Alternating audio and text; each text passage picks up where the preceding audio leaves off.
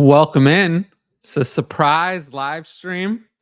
I was kind of on the fence about whether or not I was going to do this, but I figured, why not come in and chat, uh, see what's going on, and yeah,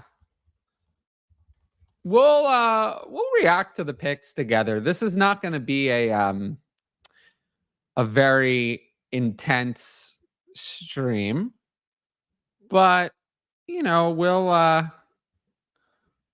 definitely cover everything. And I want to thank everyone who's jumping in on X, Twitter. Um, if you want to interact kind of in an easier way, it's much easier to leave the comments on YouTube, and I get ad dollars for YouTube. Um, and plus, you can do super chats on YouTube, which I don't think I've had one of those in a long time because I don't really stream anymore. But yeah, go over to YouTube. I posted the link in the same thread as the Twitter streaming link. So you can go ahead and check it out there.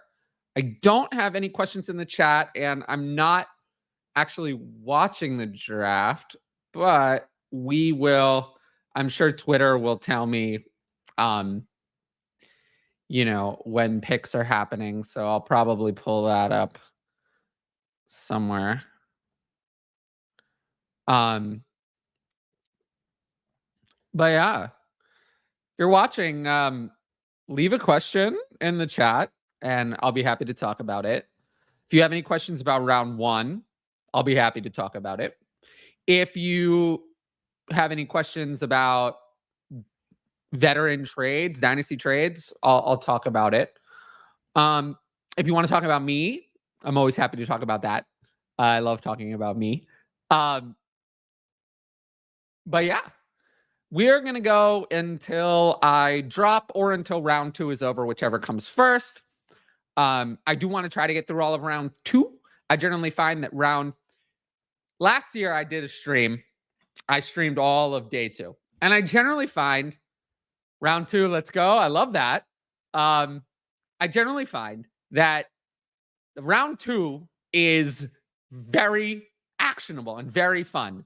Round three drags. Like, you do get some running backs in round three that matter, but a lot of it drags. It's not super exciting and it's like exhausting. So I'm not going to stream round three. But we will cover round two.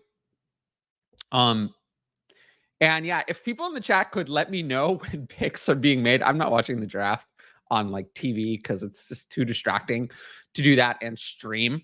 So I'm sure I'll see it on Twitter.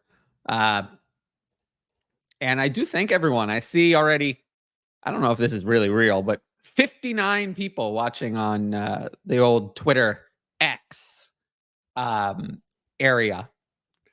But yeah, what do you want me to talk about? I mean, I'm willing to talk about anything. I did post something on Twitter today talking about burnout and just being a little bit struggling with some of that and how I feel about Twitter and just kind of how I haven't been super excited over the NFL draft. And I just think, there's a few reasons for that. I mean, I grew as a creator very fast, and it was, nobody, it's not like I've been doing this for 10 years. Like, I started writing. I wrote a bunch of articles. I first became known as a writer. Then I think I became known for Twitter. So I was a writer first, then Twitter. Then I started Ask DLF. And then, also started streaming on here. And I kind of became known for live streaming first and foremost. So first as a writer, then Twitter, then live streaming. And nowadays, I'm probably best known for either Patreon or the short videos that I do. Um, and I think what's kind of happened is that I have found it hard to grow. Like I hit a point in mid 2022 where I was doing great. Like I was, gaining new patrons, getting new, viewers on the YouTube. Everything was kind of growing. And then it just all kind of hit a wall, you know? It all kind of stopped. And the growth wasn't the same. And it's never come back. And it's hard. Like it's a hard thing to do. I feel like I wear myself down on Twitter. If I don't answer the questions on Twitter, people get mad. If I do answer the questions on Twitter, people don't go to my other products. I don't never know how to handle that. People just kind of think I'm a dick, I think. Um, but there's no path to making it if you give away everything for free. So I always struggle with that. Who does San Francisco trade with, and which wide receiver are they parting with? Um, man, part of me really feels like San Francisco's not trading at all. Like I yeah, I'm not sure that they're trading at all. Let's see. Where were we? Yeah, I don't know. I've heard that it's more likely to be Deebo Samuel than Brandon Ayuk, but I easily could be wrong about that.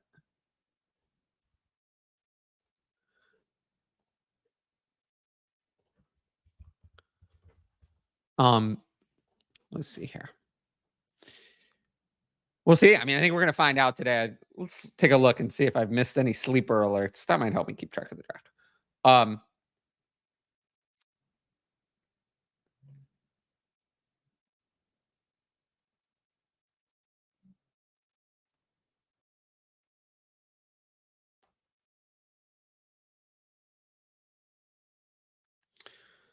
Let's see.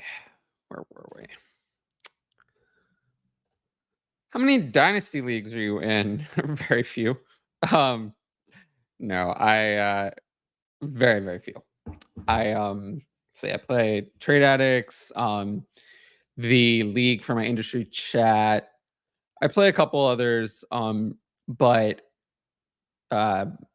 yeah, very few. I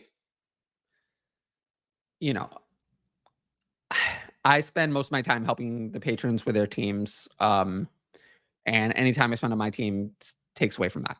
So, you know, yeah. My ideal number, I don't know. If I were just like not creating content and just we're playing to play, my ideal number is probably 6, 7, maybe. I'm not in 6 or 7. Let's see. So, I don't think we have any picks yet. I don't know if Sleeper is going to be announcing the picks. That was kind of helpful yesterday. Let's see what is. Oh, all right.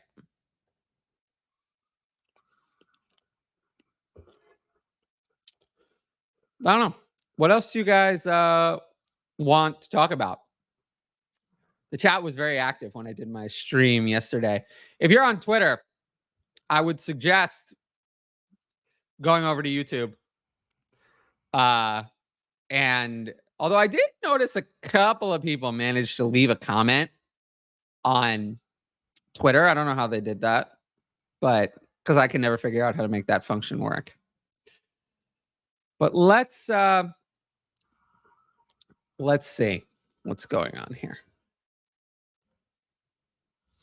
I know that the Bills, they made their trade. They're on the clock at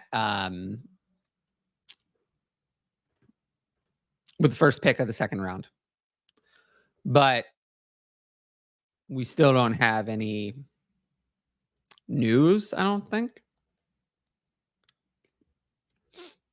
Their clock is ticking, though. It is ticking. Oh, and right where we go, a little news. Clock started. Um, yeah. Make sure if you're on YouTube that you leave a like on the stream, and also make sure to subscribe to the channel. I hit my 2,700 goal. I love that, but I want to hit 3,000 subscribers before the start of the NFL season, which would make me very happy. So, yeah, I'm at 2,711 at the moment. Just waiting patiently. Now, I suggest one of the big things you can do is go to my YouTube and check out the videos I did yesterday covering round 1.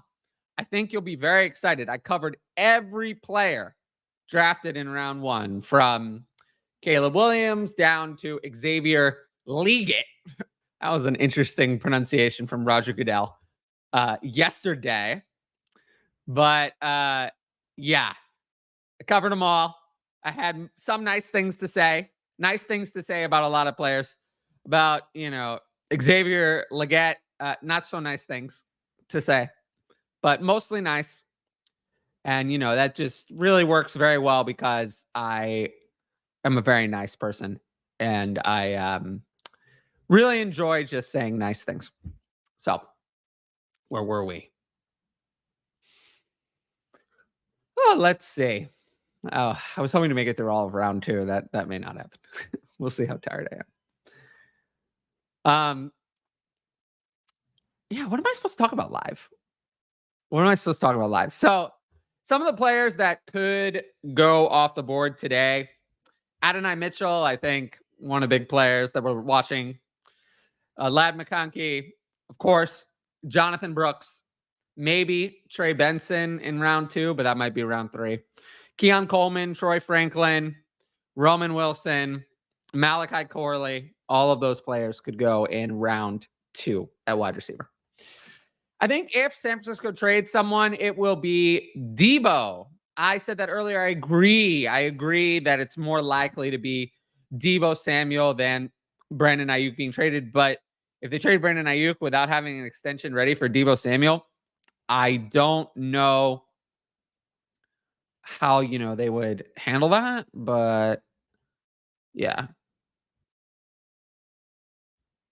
I do agree. He is heading. Um,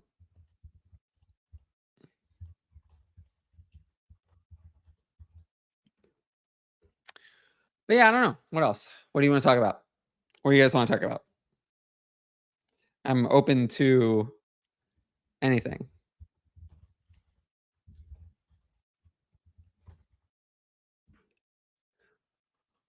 Oh, man. I've been very tired today. If that's not very obvious. Let's see.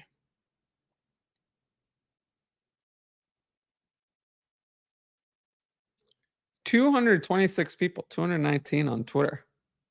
Never would have guessed.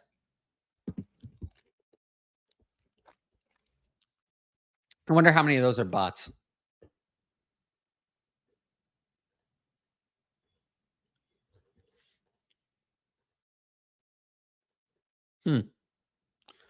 Well, the pick is in. How exciting. How exciting. The pick is in. Very excited. Very excited for that.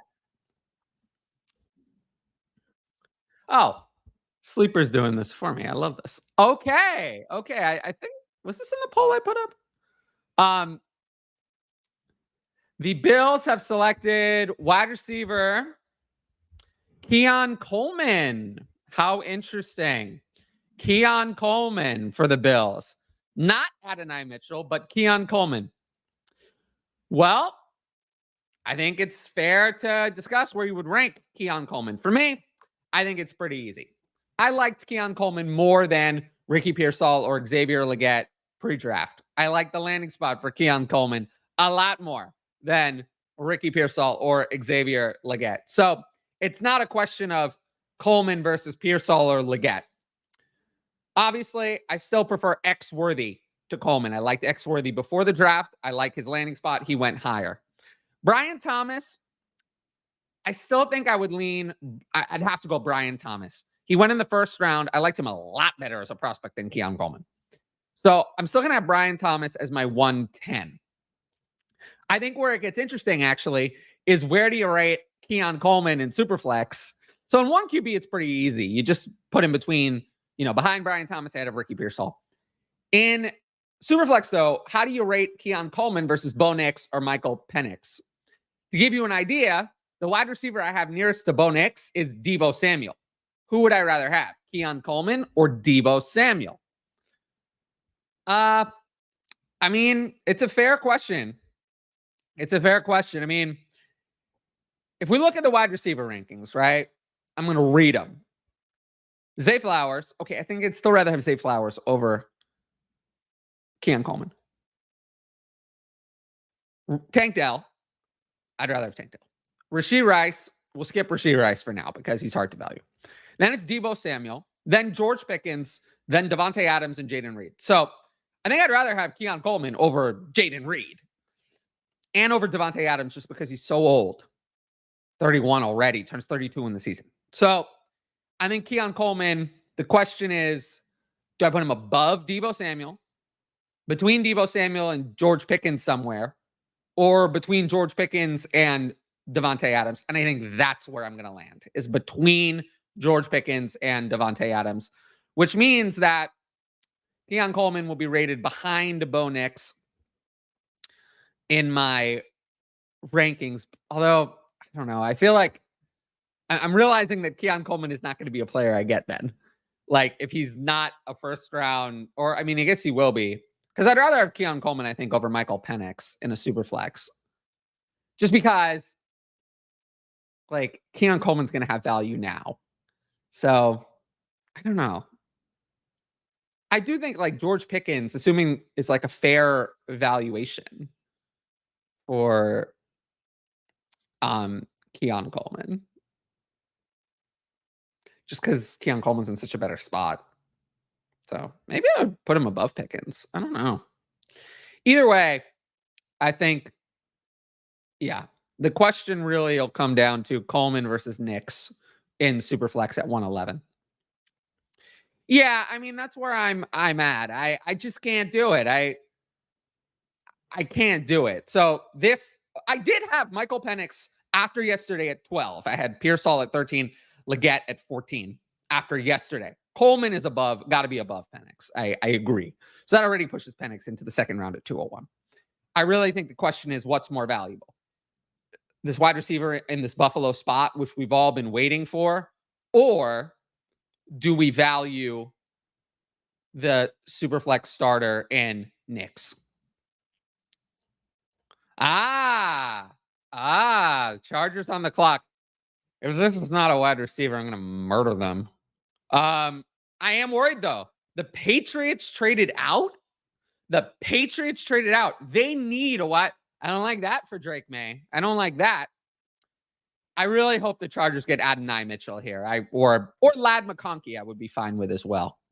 But Keon Coleman, excellent landing spot. And early to mid second round in Superflex drafts is looking mighty fine. I will say. Mighty fine.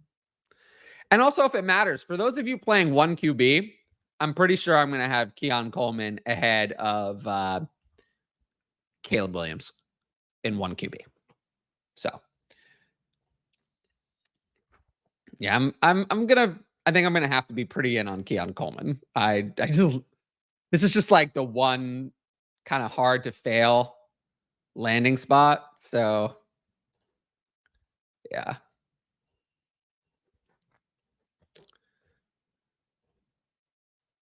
It's not going to be a tackle. Lad McConkey. I don't love AD Mitchell. I've said a million times, I think X-Worthy was the better player, far superior in every way. But I think that AD Mitchell would be a value. It would be a value starting to get to the point where he would be a value. I also like Ladd McConkey. He has some warts on his profile, no doubt, but I like him as well. I think for me, going into the draft, I had the big three. Brian Thomas was I would call it 4A. X-Worthy was 4B. And then everyone else a lot of guys were very similar to me before we got to draft capital. Like Keon Coleman, Troy Franklin, Ladd McConkey, Adonai Mitchell were all very similar to me without draft capital included. I just had it ranked based on where I would go. I thought A.D. Mitchell would be picked in the first round, so I had him the highest. That's obviously not the case, so he's going to be lower now. The Chargers have traded up to the 34th pick, and, I assume this will be what was said. Ladd McConkey, yes. Good move. Good move to take a wide receiver. They needed a wide receiver. So, Ladd McConkey now at 202. How do we value Ladd McConkey in combination with, all these other things? So, straight up, would you prefer Ladd McConkey or Keon Coleman? Get that in the chat. Type your answer in the chat. What do you prefer? Ladd McConkey, Keon Coleman. And then I'll go into my answer.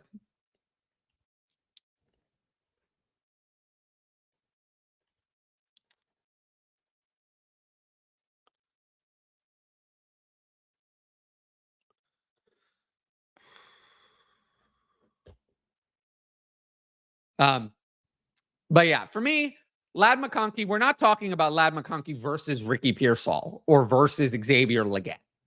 Ladd McConkey, I prefer over Ricky Pearsall or Xavier Legette. He's just a better prospect than those guys. The question is Ladd McConkey versus, Keon Coleman, Ladd McConkey versus Michael Penix, Ladd McConkey versus Bo Nix. Where do you rate those guys? Now, both teams, great quarterback, lack of receiving competition. Pre-draft, I preferred McConkey to Coleman. I like McConkey better. So I do think I'm going to have them very similarly. Buffalo, I would say, has more competition.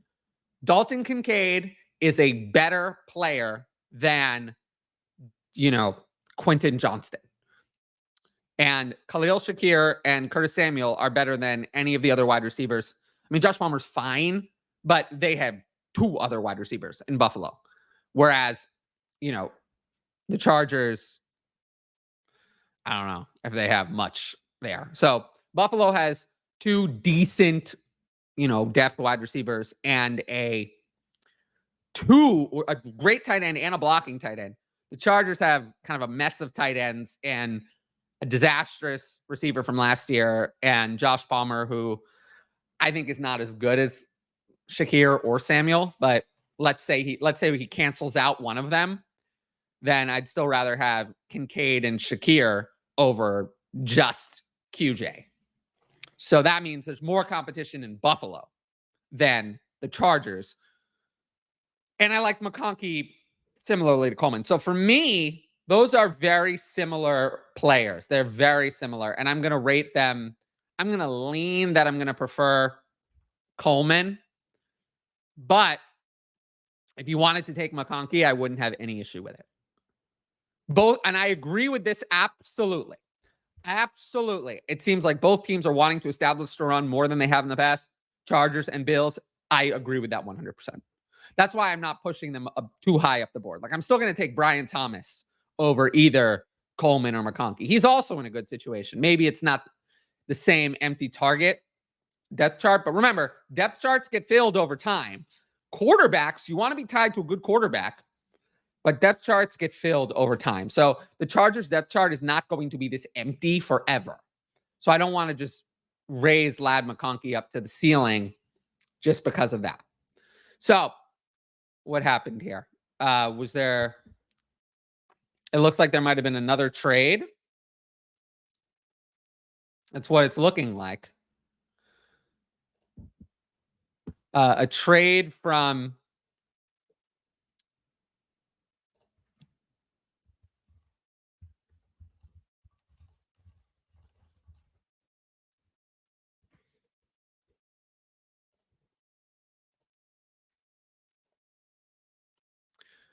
Trade from Arizona and Atlanta?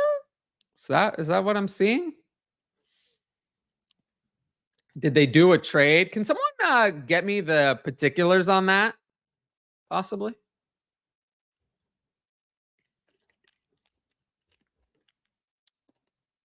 If that's possible. Thank you very much.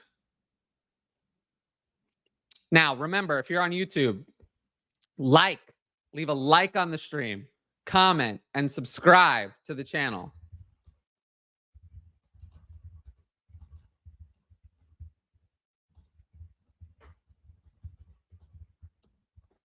I'm going to promote I guess I'll promote the YouTube link. You know what? Fuck it. I can curse on here, right? It's my show. They can't cancel it. Is Keon Coleman going to jump back into the late first?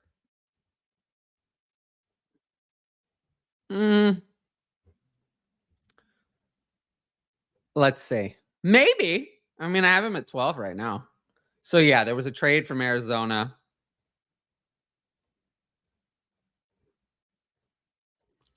We're going to have to see. You know, we're going to have to see.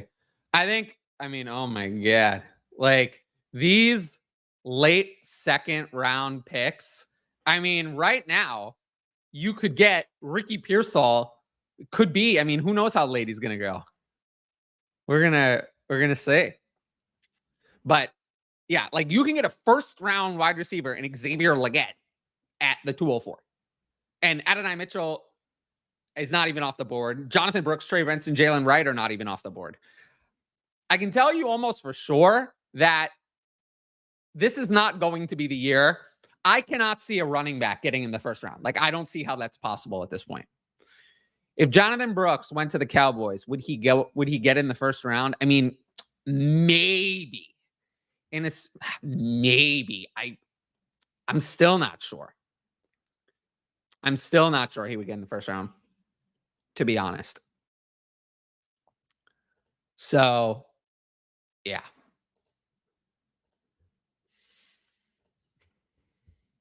Apparently, it's a defensive tackle for Rook Aurora Horo.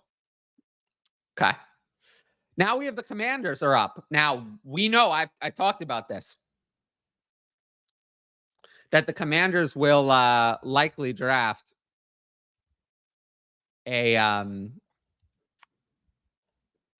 some weapons.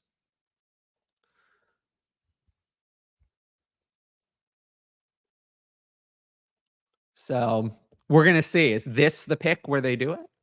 Is it? Wow.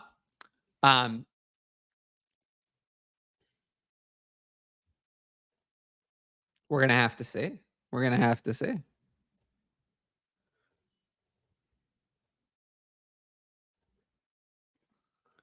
But I don't know. There's more questions. I mean, I'll take them. I'll take more questions.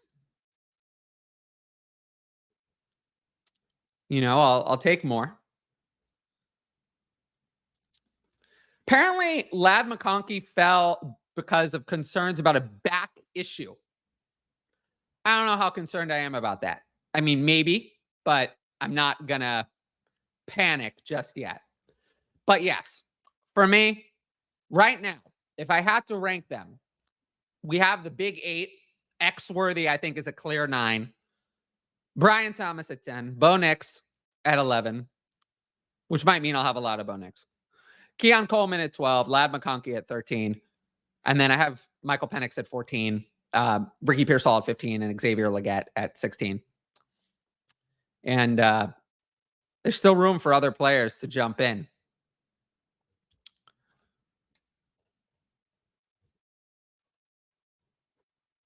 But yeah, if you're on Twitter, remember, go to YouTube. Go to YouTube. Go to YouTube. Search Dynasty Answers, Tyler FF Creator. Click on the link in my bio. Any of those things, please, from Twitter, go to YouTube. Check me out on YouTube. It's a much better way. You can see all of the live chat, you know, and all of that. I don't live stream very often. It's rare. Most of the time, my content drops on YouTube. Sometimes I drop the video on Twitter. I haven't been doing that today because there hasn't been enough room in the content schedule. So if you want to catch all my video content, it is on YouTube. That's the place to go to get my video stuff. Let's see. Where are we? So the Commanders pick apparently is in. Would I still not take Knicks or Penix in a 1 QB league? Well, now that they're in the first round, I would probably take them somewhere. But no, I'm not running to take Knicks or Penix in a 1 QB. Probably Coleman. Yeah. I think I'm still going to take Coleman. But I'd love to trade down. I mean, or up, but probably down. I suspect that I'm going to underreact. Maybe not. I don't know. I tend to like rookies. So we'll see about what I like here. And as always, the best thing to do is to sign up for the Patreon. The Patreon is the best thing you can do because, you know, I'm not live very often. This will probably be my last live stream for I don't even know how long. And then my rankings are updated only on the Patreon Discord sheet. Now you can buy that on the Buy Me a Coffee or on my Venmo link separately, but it's all the same spreadsheet. It's the same spreadsheet. So where you buy it doesn't matter. It's the same spreadsheet. It's included at all tiers of the Patreon. And I get it. There's a lot of free content available. They don't do what I do. They don't offer that. They don't offer that. They don't offer the kind of personal interaction that I offer. It doesn't exist. People can say it does, but it doesn't. It doesn't exist. It's never existed. There's a reason that this Patreon model, this solo community building, helping people with their dynasties Patreon model hasn't been duplicated.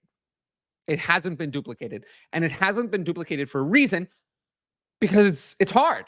It's really hard. You have to be active all the time. You have to maintain relationships with 100 plus different people. It's hard. It's a hard thing to do. Most people can't do it. To create a Patreon about a video or about a podcast based around a video or a podcast, that's easy. I don't want to say it's easy, but that's because that's not the right language to use, but it's a lot of people can do that. There's a good path for that. There's precedent. There's other Patreons you can look at. There's other things you can look at to tell you how to do that. There isn't another one like mine. It doesn't exist. So I get it. It's, you know, the tough world we live in. Money is a scarce commodity. But I leave the Discord tier at $6 a month because if I can't provide you $6 a month worth of entertainment from spending time a month in my Patreon Discord plus the rankings, then I get it. If you don't think that's worth $6, then don't sign up. But I promise you it is. I promise you. And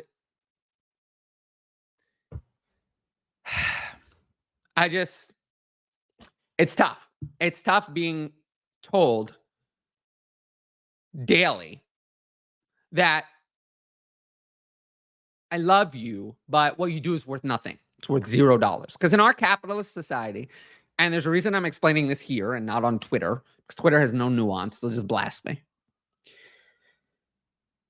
In our capitalist society, if you say it's worth $0, that means it's worthless. And that sucks. I wish it wasn't that way. Right? I mean, I wish it wasn't that way. I wish that kind words and support meant more business-wise. And while they make me feel better, and it's great to hear it, and I love it, because I love that people love what I do, it doesn't make my business successful. And that's something I think gets lost in the nuance of Twitter and lost in the nuance kind of a lot of things, that there's a difference between, you know, positive encouragement and supporting someone's business. I get a lot of the former, but not a lot of the latter. as much as I would like. And I promise you it's worth it. If I didn't think it was worth it, I wouldn't keep pushing it. I mean, hundreds of people have signed up, had thousands of dollars of Patreon payments over the years. I don't think those people felt that they lit their money on fire. So someone must have felt, all these people felt that it was worth it. So I just encourage you to give it a chance. If you don't like it, then fine, leave. You tried though. And I'll appreciate that because you gave it a shot. You gave it a shot, you didn't like it. Fair enough. Fair enough. Can't complain. But if you just say, I'll never try it, most people have $6 to try it once. It's not $600, $6. So I just appreciate everyone who gives it a chance because I love doing this. And if it doesn't work out, it sucks. For me, mostly. What are your thoughts on Troy Franklin? Why is everyone down on him? Honestly, I don't know. I don't know. Because he does have a good profile. I mean, we can't just say, oh, well, Troy Franklin's profile is bad. It's not. He was an early declare, so it's not that. He, played at Oregon. It's not like he played at a D2 school. So you're right. Why are we down on him? Honestly, it's because the NFL is down on him. And he's going to fall in the draft. And that's going to force me to be down on him. I'm not down on Troy Franklin, the prospect. He ran the gauntlet drill. There was a little problem, right? You really think that's going to affect how he plays in the NFL? Probably not. But it seems to have affected his NFL draft capital. And, it is what it is. So that's why I'm down on him, honestly. No other reason. Herb? Justin Herbert? I don't know. Another defensive tackle, yes. I think the Commanders are more likely to take the offensive weapon in the third round. And then the Patriots are now on the clock after their trade back. So they traded back. They could have taken Ladd McConkey themselves. They didn't. And now they're on the clock. They got to take a wide receiver, right? I mean, there's no other. Oh, well, they did take a wide receiver, but it's not the one I wanted them to take. Man. Do the Patriots just think that they know better than everyone else? And I do appreciate that. And that's the one thing I miss on these live streams is I really get a chance to talk to the people and express how I actually feel because the nuance really is lost in all the other forms. And yes, Jalen Polk to the Patriots. Now, do I dislike Jalen Polk?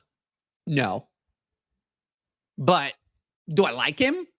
Not really. I mean, not compared to, A.D. Mitchell or Troy Franklin. So, yeah, they picked Polk.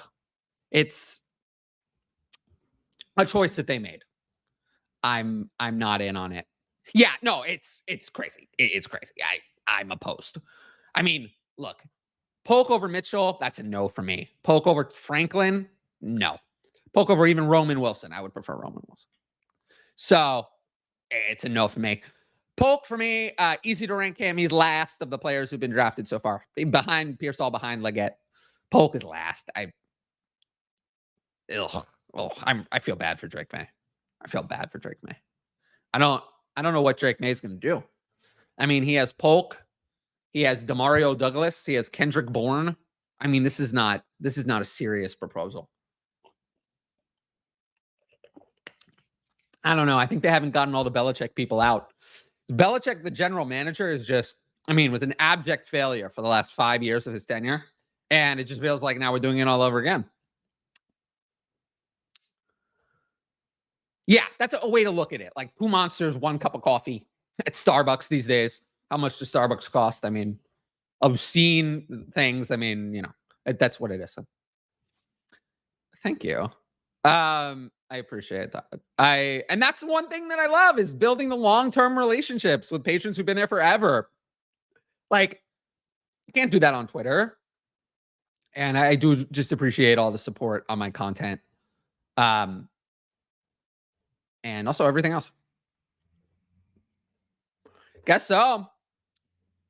I guess so. I mean, I've also heard that the diabetes is making him fall.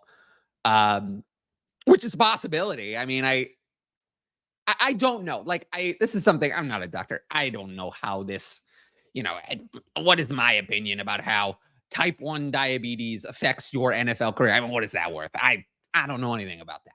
All right. I mean, I'm not an expert in that area. So could that be the problem? Sure. I think it's very reasonable to say that could be the problem. Do we know if it is the problem? No. So could it be that he burned bridges? Absolutely. Do we know that? No. So we don't know, but there are some possibilities, some theories as to why he could be falling in the draft. And I think those are interesting theories. Right now we're on the Titans. So I have heard that the Titans are somewhat interested in my mouth. Taking an offensive weapon. So we're going to have to see about that. But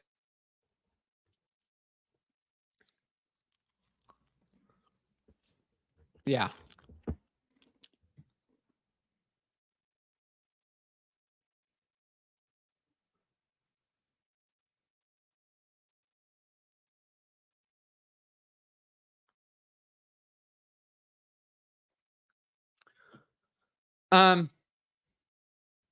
Seems like it takes a year or two after a GM leaves for things to start correcting. I mean,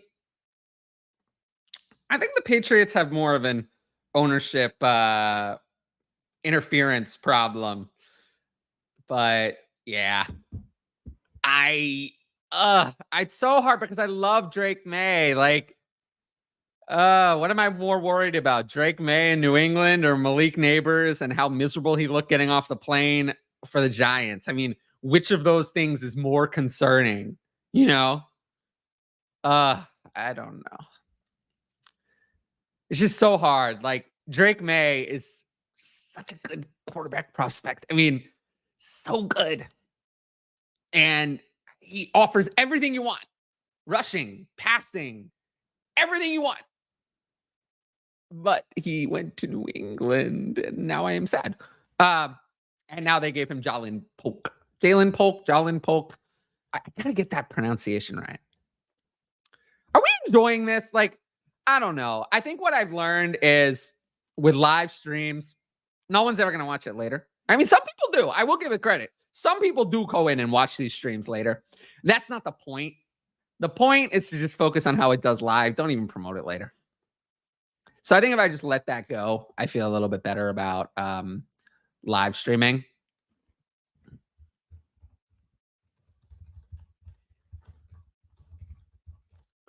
I like doing the show alone.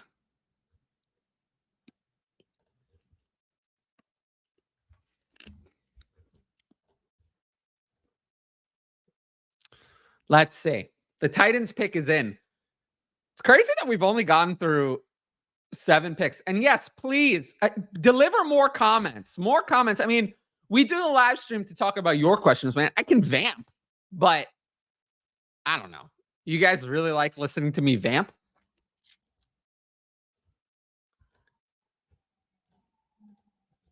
Maybe. Oh.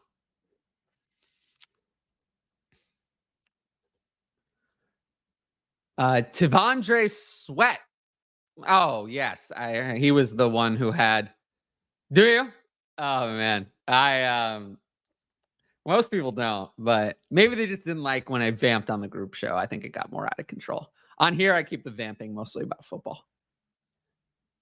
Um, yeah. I don't know. Where are we? So it looks like at pick 39, The Rams are now on the clock. And how did they do that? The Rams made a trade with the Panthers for pick 39. What could this be? Could this be an offensive weapon? I don't think so. Yeah, they're taking too long. This should go a lot faster. No, I'm kidding. I don't care. I don't care. It's like I said, we're here for the people. The people, we're gonna go till we drop. If you notice, my lighting is a little funky. Because it's getting darker. Polk versus Pop Douglas. I'm going to take my chances on what I haven't seen with Polk. I'd rather have Polk over Douglas. So that's not a hard decision for me. But yeah, Polk, we're talking about, like, I wouldn't be surprised. I think Polk will probably still be a second rounder. It's hard to have someone taking a 205 who's not a second rounder at all. But, like, would I rather have Polk or like the previous guard of wide receivers? Like, would I rather have Polk or Christian Watson even? Like, would I rather have Polk or Quentin Johnston? Like, would I rather have Polk or Jameson Williams? Like, would I rather have Polk over Romeo Doubs or Jacoby Myers, like roster cloggers? I mean, I might rather have those guys. Like, when we start to get to Pop Douglas, yeah, I'd rather have Polk. But, like, would I rather have Polk or Jahan Dotson? I mean, yeah, that's probably the right range. So, yeah, Polk is probably not going to be. Yeah, he'll be a late second rounder for me in Superflex drafts. Lad, round one lock. And one could be absolutely. In Superflex, right now I have him at 201. I have, Coleman and Nix ahead of him. I like Lad McConkey, but I agree with the idea that the Chargers, A, are going to run the ball, and B, that while I like Lad McConkey, was Lad McConkey the player I thought is going to, like, blow the league up and, like, be a wide receiver one? I didn't know if I saw that. So, yeah, I'm not sure that I would put him in a round one lock, but I think I like him a lot. Him and Keon Coleman are, like, dead even for me. They're very even as prospects, very even draft capital, very even landing spots with a slight edge to Lad, but probably have a slight edge to Coleman on the upside. So, also originally when I was ranking these players, I had Coleman ranked ahead. And then when draft capital got involved, I assumed that Lad would go higher and rank Lad higher. But yeah, I lean Coleman. It's very close. But I'd rather take either of them over Michael Penix or Xavier Legette or Ricky Pearsall, even though they went in the first. Who was my favorite pick in the first round? My favorite, as in the best value? Let's see. Xavier Worthy to the Chiefs, I think, was my favorite. I love X Worthy. I think he was worthy of, that's a pun, worthy of going in the top 25 at least. So going to the Chiefs at 28, yeah, X Worthy. And then my favorite target for the first round in Superflex, Drake May. Drake May is going to fall because people just cannot see how the Patriots are going to be successful. And now that they picked Polk, I don't think that's going to, I think he's going to fall even more. So I have concerns. Realistically, Caleb Williams, 0 concerns. Marvin Harrison Jr., 0 concerns. Jaden Daniels, I have some concerns, but none about the situation and none about his fantasy value. Drake May, Malik Neighbors, Rome Odunze, I have some concerns. These are players who I thought were elite prospects, all of whom went to situations that are questionable. Odunze, target competition. Neighbors, bad quarterback. Drake May, bad weapons. So, yeah, Drake May is probably the target for me, though, just because getting that quarterback who's good is so hard. And we know that Drake May is not Mac Jones. Like, Drake May is a much better prospect than Mac Jones. Drake May is a prospect on the level. If you want to give me a level of how good he is as a prospect compared to last year, he is a better prospect than Bryce Young was. Rams going to pair Cooper Kupp with Cooper DeJean. That is clearly not the case. Cooper DeJean is falling. We're already at 40. He's still not off the board. I made A.D. Mitchell the cover for this video. Oops. Another D tackle, yeah. Where are we?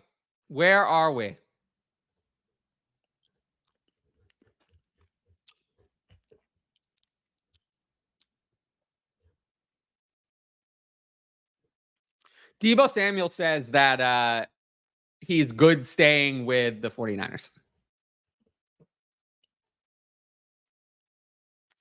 All right, we have another trade. Love May, hate the landing spot. Are the Pats even capable of developing a quarterback? Are they capable? Yes. Do I like the landing spot? No. Am I going to take JJ McCarthy over Drake May, who went 7 picks later, just because he went to the Vikings? No. Drake May is a better prospect, always has been, always will be. So, yeah. I'm going to hope that they can and that they don't ruin Drake May. But I really wish they picked a different wide receiver over Polk. I didn't love that. So the trade, Eagles trade 50, 53, and 161. Commanders trade 40 and 78. Eagles are on the clock. They already picked a cornerback in round 1, I believe. Did they not? So are they going to pick another cornerback in round 2? We will see. I have all these picks in Superflex. Williams going number 1. Team with number 3 pick said they want Daniels. I have Love and Anthony Richardson at quarterback. Do I take Daniels at 2 or go Marvin Harrison Jr. and hope May drops to 9? I just take Marvin Harrison Jr. And then, I would be fine taking May at 4. If you think you can get him later, I would trade back from 4. But right now, I still have Drake May at 104. So I have not budged from that. Exactly. Nobody liked that. That's true. Nobody liked the landing spot for CJ Stroud last year, and they just didn't see that he was elite, and suddenly Nico Collins became really good. He was not good before that, and then all of a sudden, boom, really good. Tank Dell, really good out of nowhere. Boom, suddenly he was great. So, good point, actually. Very good point. I like this. One of my patrons. Very smart. Very smart. I love to see that. Yes. Excellent thinking. I do agree with that, though. It's just hard. We have such a bias, I feel like, in fantasy against the Patriots. I'm going to exploit that, I think, and get some Drake May shares this year that I wouldn't have been able to get otherwise. Yeah.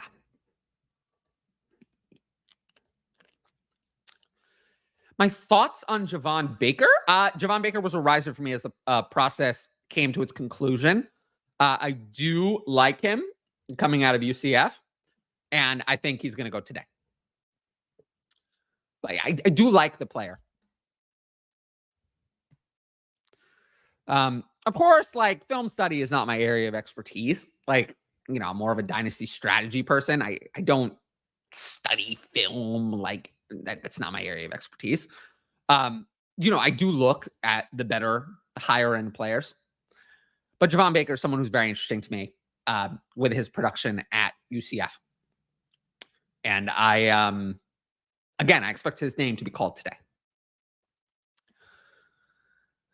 A little galaxy branding there. I would just take Marvin Harrison Jr.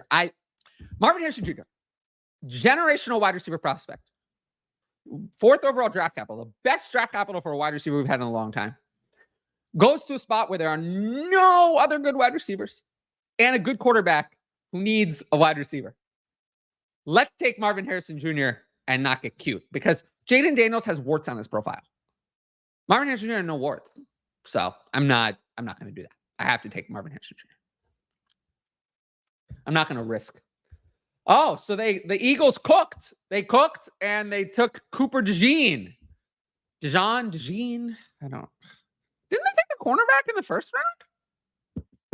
Maybe they're planning to use DeJean at safety. I don't know. But I'm not going to pretend that I'm an expert in the defensive side of the ball. So let's see here. Where are we? Another trade. The Saints are on the clock. The Saints are on the clock. Um, from so there was a trade at 39. There's a trade at 40. Now a trade. The Saints are on the clock. What are they doing? What are they doing? Yeah, it's interesting. Maybe they're planning to use DeJean as a safety. Don't know. I have heard a lot about that. So let's see. So the Packers traded away 41. They traded down for 45, 168, and 190. So down 4 spots for a 5th and 6th round pick, I guess that is. What that means is that the Saints have removed some of their depth to pick later players in this class. So what could that mean? A.D. Mitchell is still on the board. A.D. Mitchell is still there. Troy Franklin, Roman Wilson are the best wide receivers. Malachi Corley, maybe. I do think wide receivers are going to start to go soon. Teams coming up, the Cardinals at 43. Absolutely. The Saints right now. And the Colts at 46. Maybe even the Giants at 47. I wouldn't put it past them. And the Bengals at 49. The Commanders at 50 and 53. There's a lot of teams who could take a wide receiver. I think we're going to get some wide receivers off the board right now. I don't know if it's at this pick, though. I mean, realistically, though, the Saints don't have any wide receivers. I mean, who do the Saints have on their depth chart? They have Chris Olave, and that's it, right? I mean, they have Chris Olave, yeah, Rashid Shaheed, A.T. Perry, and Cedric Wilson. Like, the Saints, a lot of people, they're drinking the Kool-Aid McKinstry. I could see that. But low-key, like, the Saints traded away their depth in this class, and they don't have, I mean, I just told you, Rashid Shaheed is their wide receiver 2. Well, Cedric Wilson is their wide receiver 3. They don't have a wide receiver 2 or 3. I mean, Rashid Shaheed is a 3, I would say, for most teams. Well, they need a 2. I'm kind of surprised they did take McKinstry. I'm kind of surprised that the Saints didn't consider a wide receiver, because they definitely need one. But we will see what they do. Yeah, they don't have, if I'm reading this correctly, I don't think they have any picks now on day 2. So Saints are not loading up for Derek Carr. Do they have a deal in place with like Odell Beckham? You think so? You don't like the Saints, Jason, and not a Saints fan? Do they have like a deal in place with Odell Beckham or something? Like Michael Gallup? I mean, what is their plan? I mean, they don't have a complete roster at the moment. Unless they think A.T. Perry is going to do something. I mean, I find that hard to believe. So right now we're back to the Texans from the trade from the Vikings that they traded with the Vikings to give that the Vikings that other first round pick a long time ago. So the Texans are on the clock. I heard CJ Stroud talking about wide receivers he might want in this class.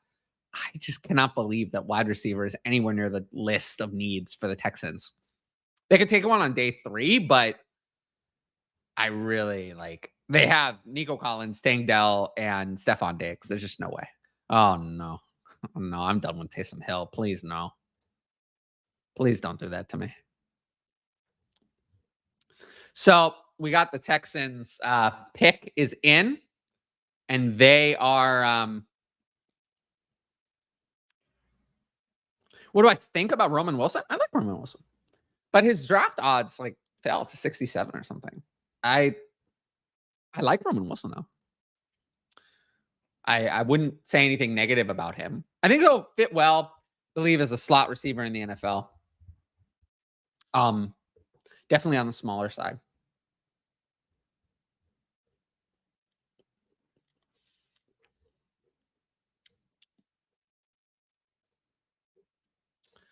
A.D. Mitchell continues to fall.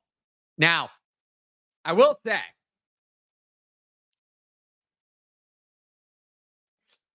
Really? Uh, no, they took Kamari Lassiter. I do think that the Texans are potentially in line for a running back, although they do have Dameon Pierce as a fine backup. But if the value's there on a running back, even though they extended Joe Mixon, I could see it. Do I prefer A.D. Mitchell or Troy Franklin? Prospect eval alone, I prefer Troy Franklin. And now we're at a point where clearly A.D. Mitchell is not the guy that I thought he was going to go really high, top 20. That's not going to happen. So now I prefer Troy Franklin. As a prospect, Troy Franklin is a superior prospect profile. Who do I think will have a better season, Jordan Addison or George Pickens? Jordan Addison. I am terrified of the Steelers. Terrified. I'm going to go with Jordan Addison. Especially since TJ Hawkinson's going to miss a lot of time. Like JJ McCarthy, might not be all that great, but he can make Justin Jefferson, Jordan Addison work when TJ Hawkinson is out. I think TJ Hawkinson's going to go on pup. Is Sutton worth a 211 and 311 non-superflex? No. Sutton's almost 29. I don't want to pay for Cortland Sutton. I'm good. Thank you on Cortland Sutton. No, thank you. Especially with Bo Nix. I mean, Bo Nix, we're talking about screen machine. Bo Nix. Screen machine Bo Nix and Cortland Sutton does not. That's a no-go for me. X that one out. I don't see that as a fit at all. Do we get a running back this round? I'm going to say yes. Cowboys at 56 is the first running back. I think the question is, do we get two running backs? That'll be interesting. Do we get two running backs? But I'm going to lean that it's one, and the Cowboys at 56 are the only running back. Who do we think the Steelers pair with Pickens this season? Well, I think we're going to find out at pick 51 who one of the people they're going to pair with George Pickens this season is. Right now, players available. I mean, can you imagine Adonai Mitchell and George Pickens on the same team? I mean, can you imagine that?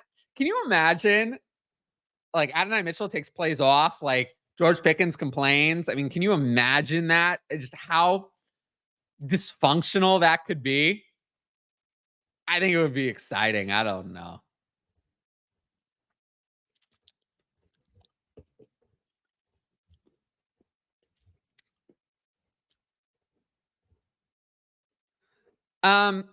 Yes, although Vegas at 44, really taking a running back? I mean, really? They have so many needs. So I can't see that. Bengals at 49, they need wide receiver. They need someone to pick up for after T. Higgins. Giants. I did see Benson at 47 to the Giants mocked occasionally, but it wouldn't be what I would think. Dallas for me, yes. Tampa Bay, I could see it at 57. I could see it. I don't know what this is laughing about. A.D. Mitchell and Pickens. How do I feel about Ricky Pearsall going to San Francisco? I love it. I mean, I love it, but you cannot assume that Brandon Ayuk or Tebow Samuel is going to be traded. We are midway through the second round. That hasn't happened yet. The 49ers do not need to trade them. They are fine on their cap space this year. They can even franchise tag Brandon Ayuk next year because that's the last year of Brock Purdy's rookie deal. They can even franchise tag him next year and still afford it. If they had to. And then still get value for one of them next year. So you just have to be aware that you might be making a long-term play with a player who's already 24. So in September. So just be aware of that. With that said, he has first-round draft capital. So he's not going to be dismissed. But yeah, he's in the wide receiver 4 range in startups. No. Calvin Austin, no. We just don't. Generally, these receivers who've just kind of done nothing for 2 years don't just break out later. Sometimes, occasionally, it happens in year 2, not in year 3. In year 3, if they've just done nothing for 2 years, which he's really done nothing, I don't think that Calvin Austin is even going to be a rotational player for them. I don't think they are counting on Calvin Austin to really do anything at all. Right now, they have George Pickens as 1. I legitimately think Van Jefferson is there too. And Calvin Austin, I guess, is their 3, but I think Calvin Austin will be their 4 by the time things go. Wilson or Baker? Javon Baker in the second? I doubt it. I don't know. AD Mitchell to the Steelers would just be so exciting.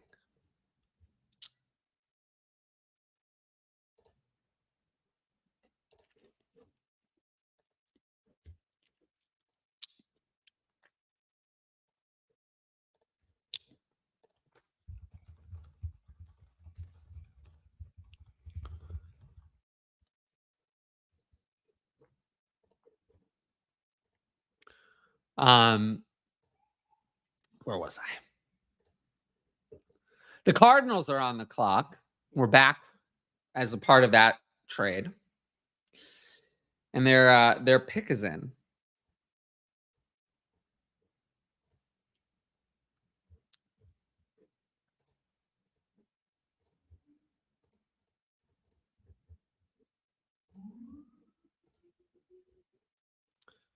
What do we think the Cardinals are going to do? And if you have any more questions about these players in round 2, get them in. I don't know if I'm going to make it through all of round 2. We've only made it through 10 picks. Dylan Lobb is my sleeper pick of the season. Any opinions on him? Well, let's get that down a little bit. I like him a lot. I like him as a sleeper running back. He is definitely an older player. I mean, he's born in 99, so he's already 24. So definitely an older player. I think he'll fit in well as a backup. I think he's going to go on day 3. And yeah, I like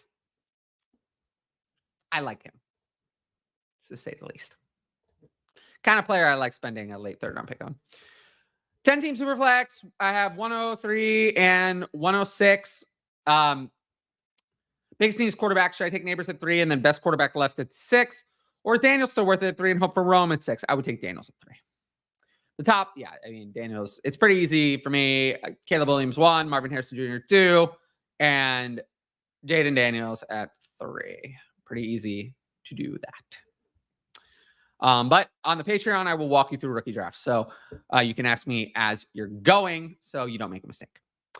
Lamar or Trevor Lawrence plus 108, JJ Bowers or X Worthy. It would be probably JJ or JJ would be nice. I would say lean Lamar, but I get why you would want to do this. And tangentially, is Brian Thomas Jr. the best wide receiver Trevor Lawrence has had thus far? I'm not going to say that he's just better than Calvin Ridley or Christian Kirk from day 1. But yes, he has the most upside of any wide receiver Trevor Lawrence has had thus far, because Trevor Lawrence never had the Atlanta Calvin Ridley, which would be better than Brian Thomas Jr.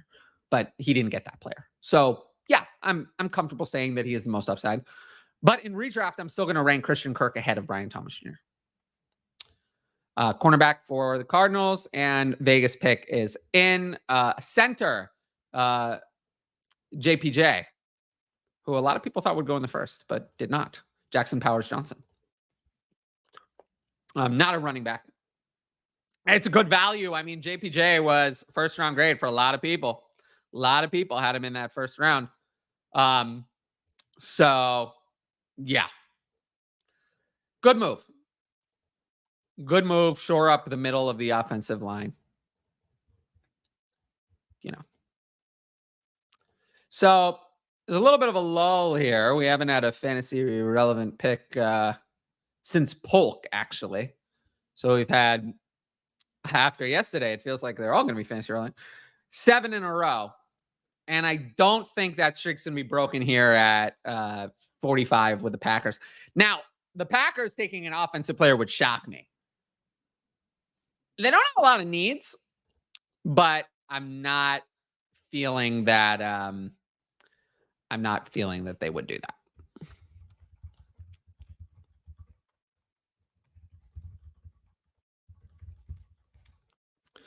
that. Let's see. Wow, 390 people watching this so far. If you're on YouTube, make sure to like, comment, and of course, subscribe to the channel. And if you're on X, don't be. Come over to YouTube, please. Come over to YouTube. There's only 13 likes on the stream on YouTube. So please come over to YouTube. Join me on here and get in the chat with everyone else. We're having great discussion. A lot of fun on here. So, yeah. I have 202 and 203 in Superflex. I'm worried there might not be enough good picks. Yeah. I wouldn't be worried. I mean, right? We're in good shape. We're in good shape already for 202 and 203. Like, yeah, what more do you want? I think I'm very happy. I'm not concerned. Another trade. The Colts have made a trade. So the Colts have traded out. Colts out. What did the Packers do at 45? Vegas announced Jackson Powers Johnson as a guard. So Packers took linebacker Edgerrin Cooper. Okay. And then the Colts traded out. The Panthers gave up 2 day 3 picks to move up from 52. It's interesting that the Colts traded out. I thought they were in line for a wide receiver. They still could be at 52. What are the Panthers going to do? Are they going to take a second wide receiver? That would certainly hurt the value of Xavier Legette. And I don't know if I would like what would you do? What would you do if they take a wide receiver that we like a lot better? What if they take Troy Franklin, a player we like a lot better than Xavier Legette? Would the community prefer Xavier Legette or Troy Franklin? I think that would be interesting. That would be an interesting debate. But we'll see if they force us to make this debate. Of course, the Panthers could always do something stupid and take a running back at 46, which would be death to Chuba Hubbard. Really, the only player who's been crushed by the fantasy draft so far, by the NFL draft so far, is Michael Mayer. Michael Mayer was just obliterated. Bye-bye. Bye-bye. I mean, that's one I never saw coming. Of all the destinations for Brock Bowers, never saw that one coming. Wow. I did say they would do something stupid and take a running back. With the 46th pick, after they traded up, the Panthers select Jonathan Brooks, running back. Wow. Oh, wow. Oh, no. I don't think we're going to be very happy about this. Jerry Jones is going to be very unhappy about this. Jonathan Brooks went to the Panthers. How interesting. He got good draft capital. It's 14th pick of the second round. Do we like the landing spot for Jonathan Brooks? Do we like that spot? No, we don't. We do not. For me, where am I going to rank Brooks? I think it's pretty simple, right? Am I going to prefer Brooks to X-worthy? No. I will not prefer Brooks to X-worthy. Will I prefer Brooks to Brian Thomas Jr.? Great prospect who went in the first round. I don't think so.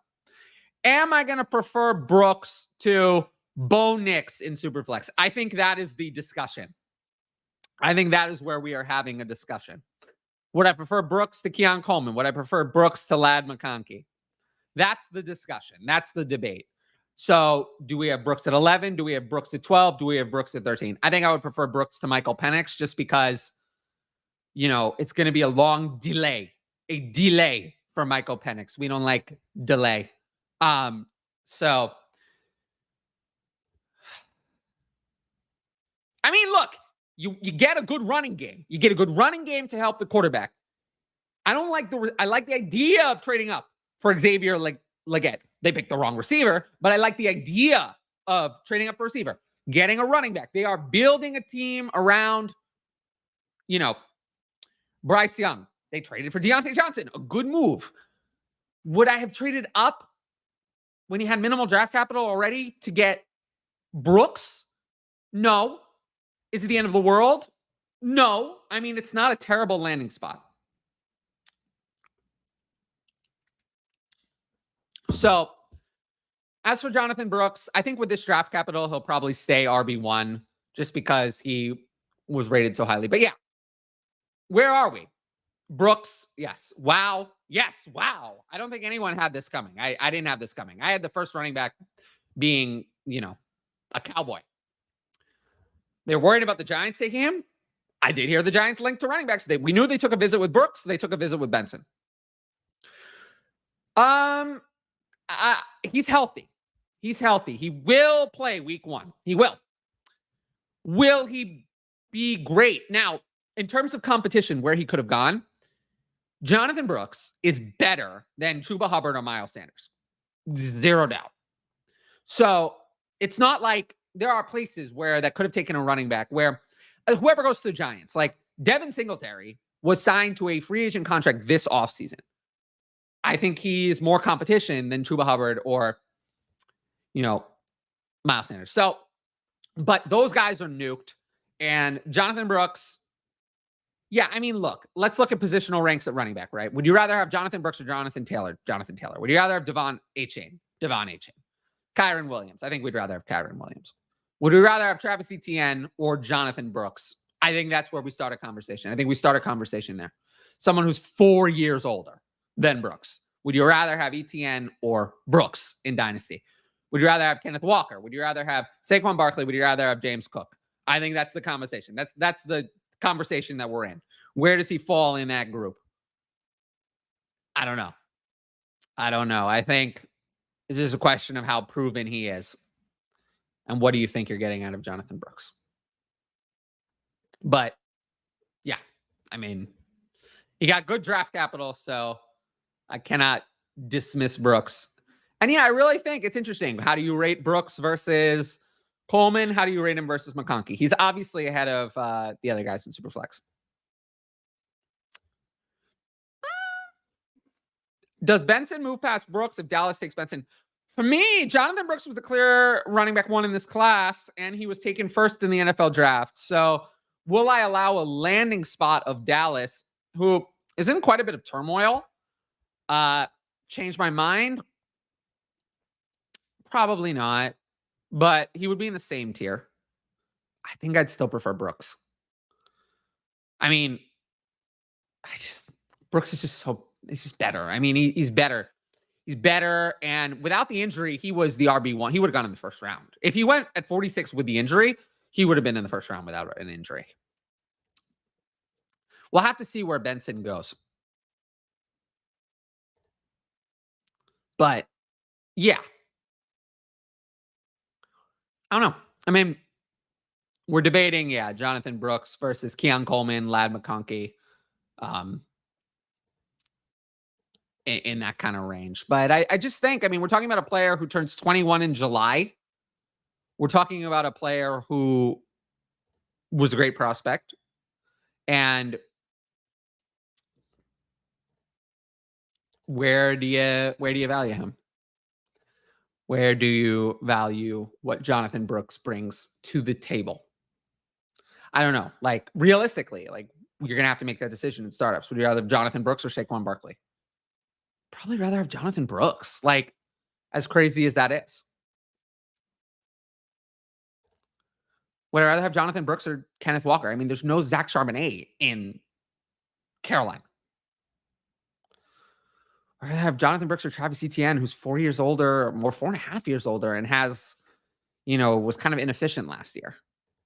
Like, the fact that I want to put Jonathan Brooks at like RB8, but also that's not valued that highly, is telling as to what I think about running backs. There's so few running backs that are difference makers. Like, my RBs like 8, 9, and 10, Walker, Etienne, Barkley are not in the difference maker group. Like, they're not super high value assets. Like, there's like 5 or 6, high value running backs. So that just goes to show you kind of where I'm at with the running back market. I'm not looking to invest heavy, but I don't know. I don't mind pushing. I mean, Jonathan Brooks was always kind of going to be in this elite first tier in Superflex. So it's just kind of a question of,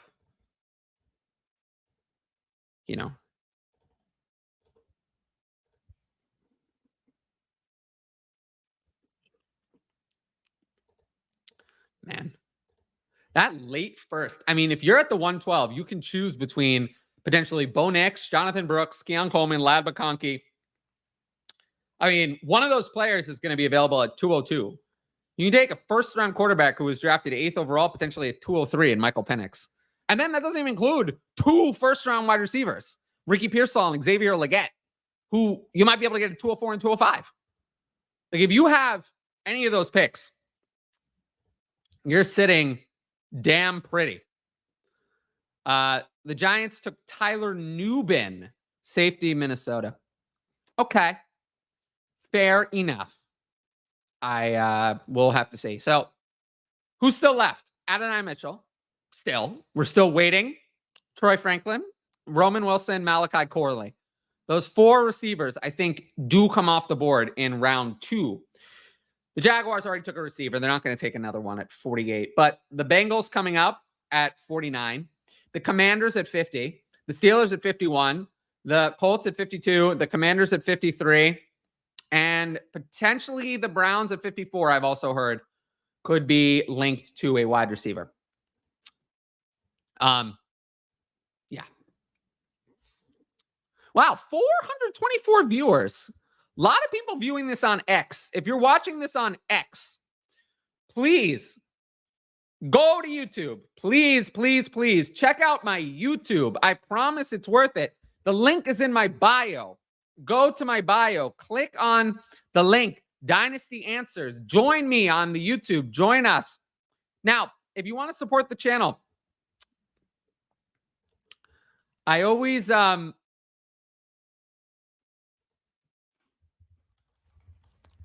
offer the opportunity for super chats. There is a super chat function. So you may jump in the chat with super chat, and I will spend extra time on your question. I'll thank you very profusely. And yeah, on YouTube only, of course. There's no super chats on Twitter.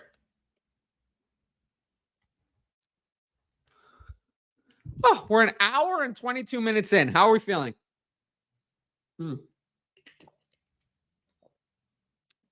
How are we feeling in the chat?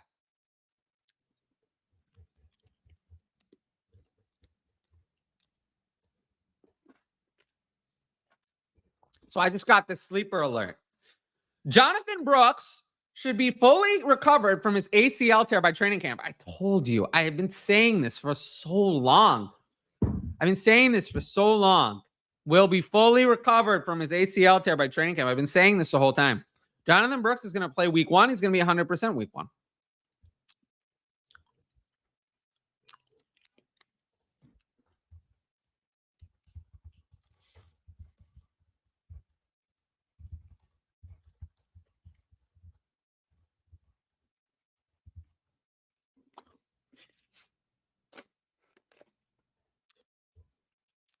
Also, another thing about Jonathan Brooks that I think we should discuss.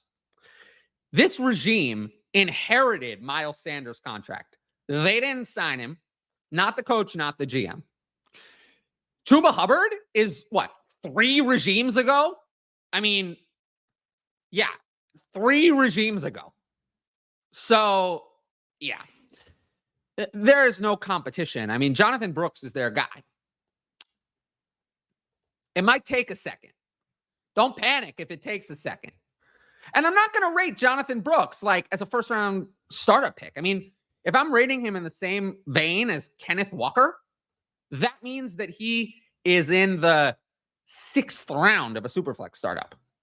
So I'm not saying burn a super premium pick on Jonathan Brooks. No. I'm not saying that. But, if you've already taken some wide receivers in a startup, you want to take Jonathan Brooks as a luxury pick in the 6th? I don't have an issue with that. We're talking about a good prospect, young prospect who has good draft capital for running back in today's age. I don't think that that's a bad price. If he starts to get pushed up, if people want to take him over Xworthy or Brian Thomas, I'm just not going to do that. I'm not going to do that. Those are really good wide receiver prospects who went in the 1st round. I'm just not going to take Jonathan Brooks over those guys. So,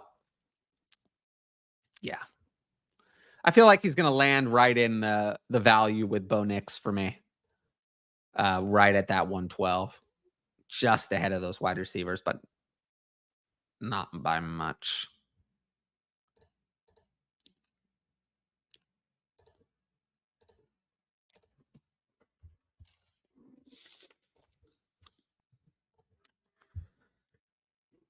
I just enjoy the thought of Jerry Jones throwing a fit at age 103 or whatever he is after Brooks was taken. Yeah, what an idiot, right? Gave an interview today. I love Jonathan Brooks. Whoa, yay, whoa. I really would like to have Jonathan Brooks on my team. I mean, come on. How dumb can you be? What's for dinner? I don't eat. I'm a robot. No, I'm kidding. I eat a lot of the same things over and over again. Very, very boring when it comes to food. A lot of meal prep, all that. So no wide receiver for the Bengals. That's interesting. No wide receiver for the Bengals.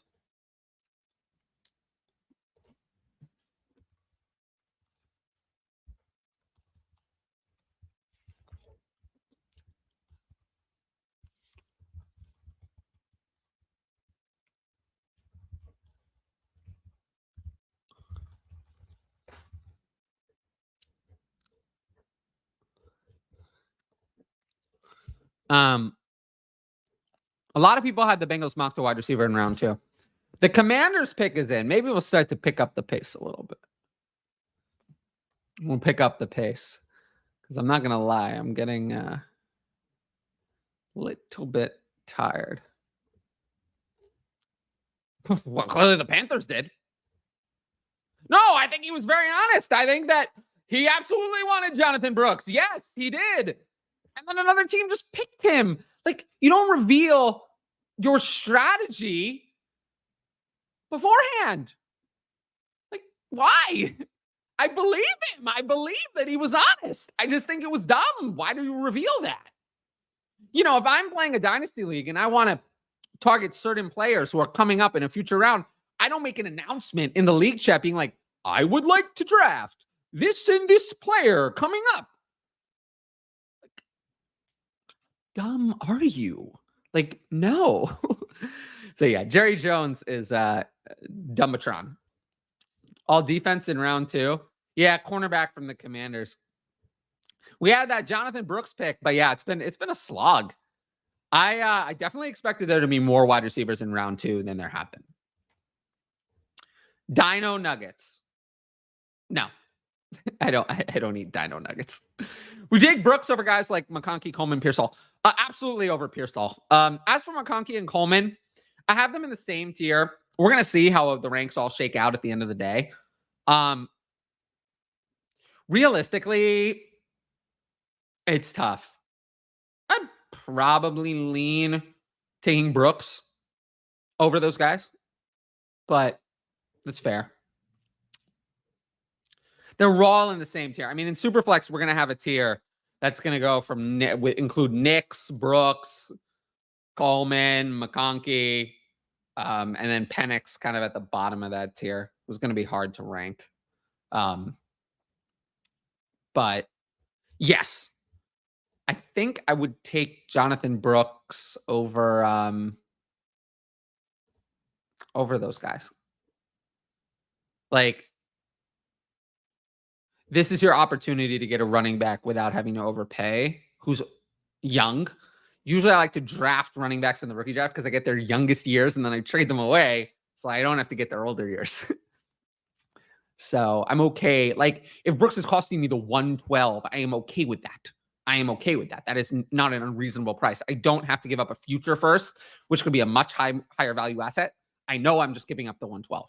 If Brooks is at the 110, I'm not going to get any Brooks.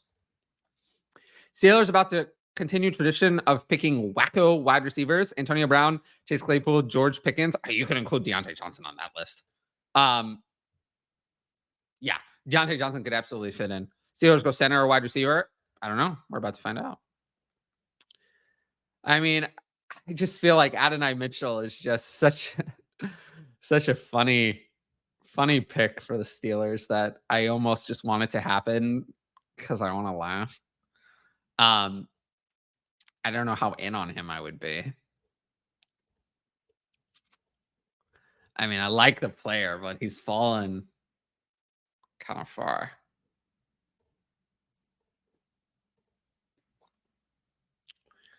I do think the Colts at 52 are going to take a wide receiver. They've been talking about taking a wide receiver the entire time. And we know that they wanted to get all of those receivers in the first round or Brock Bowers, and they just couldn't. So the Colts, unless they get sniped by the Steelers on their particular guy, I would expect the Colts to take a wide receiver at 52. But let us get the Steelers selection.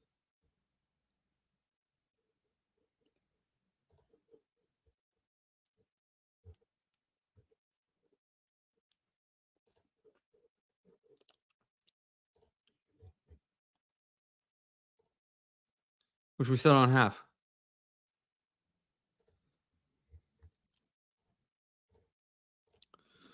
Oh, I see why I phased out live content. Man, live content is tough.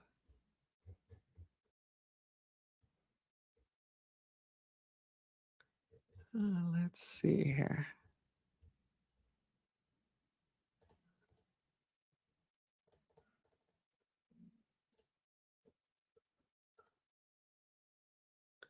Still don't have the Steelers selection.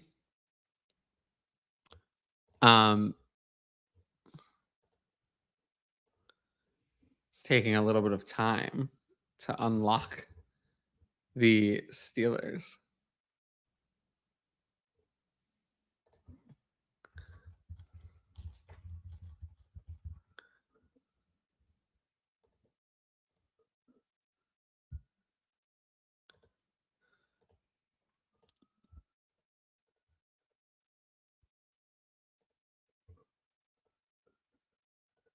Hmm. Yeah, I don't know. The pick has been in for a while. Does anyone have it? Does anyone know who the Steelers picked?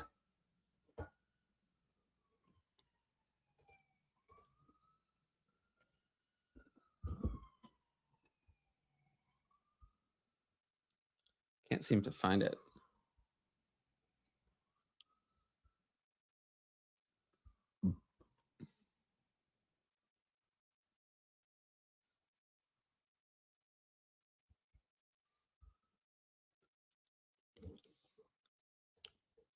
Zach Frazier, a center.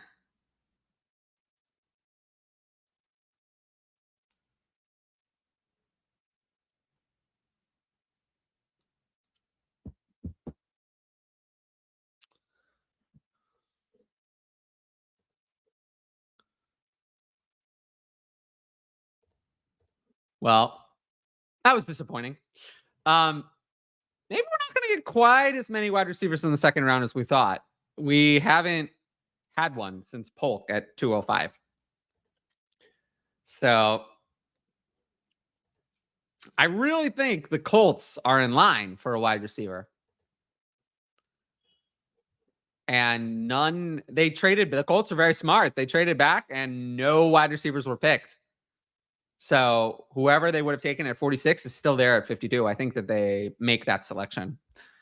And I do think that it is could be Troy Franklin or AD Mitchell. I'd lean towards Troy Franklin. I know they like Troy Franklin.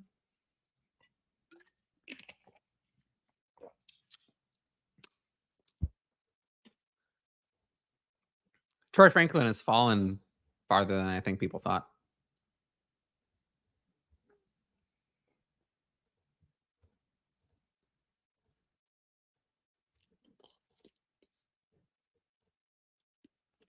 Are they?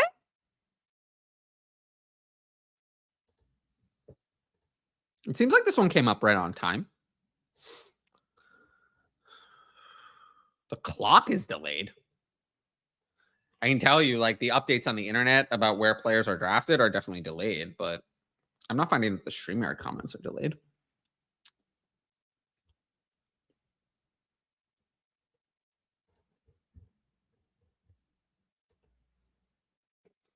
So Sleeper is doing this thing where they only give me an alert when it's a fantasy relevant player. So the fact that I have a sleeper alert for the Colts 52nd pick is a good sign that it's going to be something to talk about. Ah, yes. AD Mitchell. Well, AD Mitchell to the Colts. Okay. It's a fall in the draft. So what do we do with AD Mitchell on the Colts? Do we like the fit? Not really. To be honest, oh man. How do I even evaluate AD Mitchell on the Colts? Like at this point, he fell pretty far. I think I'd rather have him over Polk, I guess. I mean, Polk went 15 picks earlier, but would I rather have him over Leggett, who went in the first round? No. So AD Mitchell is kind of going to settle in a sad spot for me.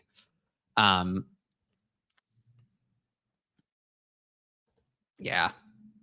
I put AD Mitchell at 18, below Pearsall, below Leggett, and above Polk. I really don't like Polk. I mean, I don't dislike him, but I think AD Mitchell just has a lot more upside. Although I just don't see how he's going to hit. It's tough. Now, I think let's talk about the pick. Does this affect Michael Pittman? No. He got the extension. Targets come from the top. Targets come from the alpha first. I don't think AD Mitchell at 220 should say, well, we don't like Michael Pittman now.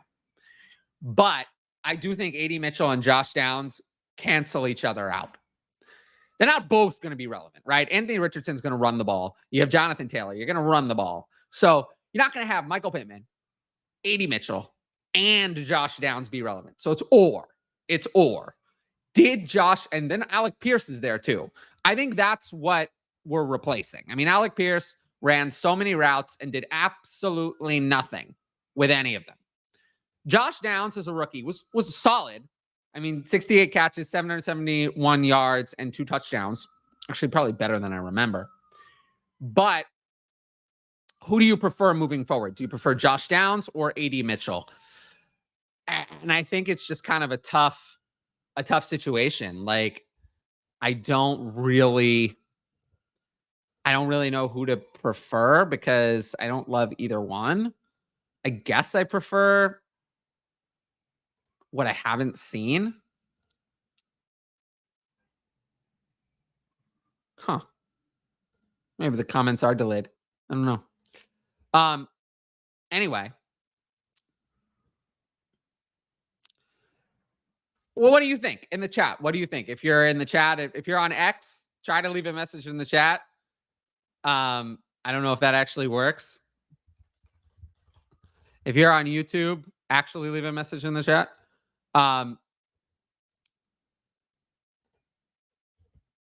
Who would you prefer? Josh Downs or Adonai Mitchell in Dynasty? Who would you prefer between those two? I do think it's very interesting. But yeah, I mean, AD Mitchell is a big faller for me. I just have him so low.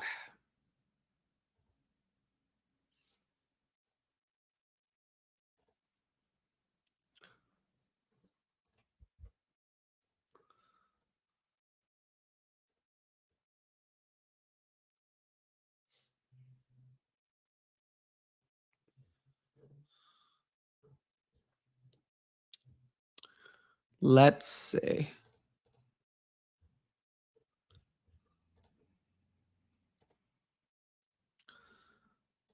Well, what's coming up? What are we looking at coming up? The Commanders pick is in. Could this be an offensive weapon? I really think they need another wide receiver. They also need a tight end.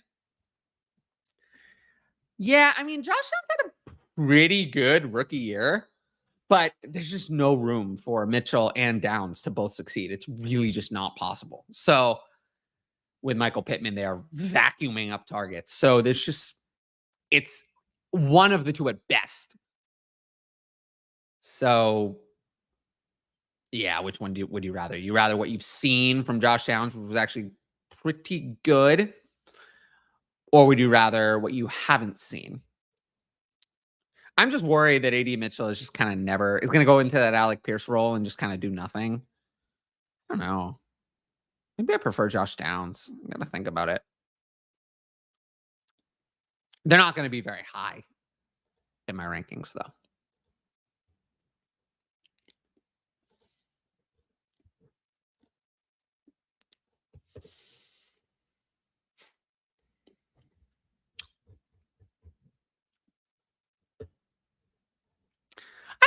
really take anything from Pittman, really, because the targets go from the top, right? So the most elite player usually is the one whose target share is relatively unaffected by players who are not elite.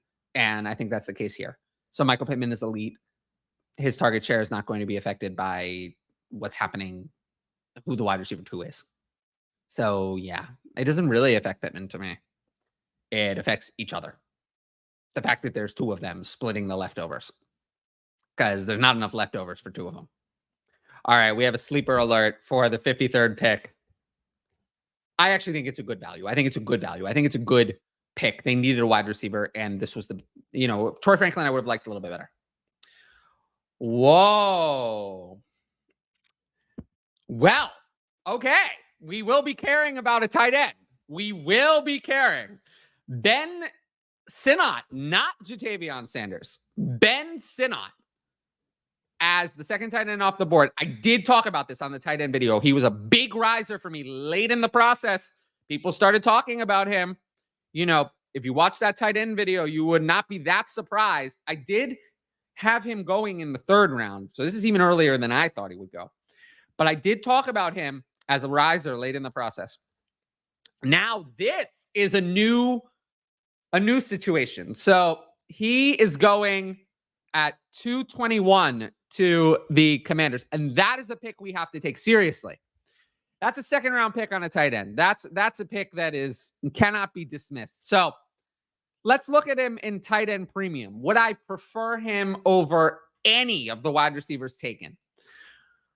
Probably not, but I'm not opposed to the idea. Like, Ben Sinnott is going to be in the borderline 2nd round now, instead of the borderline 3rd to 4th round, just based on this draft capital. So, yeah, I mean, you got to consider him.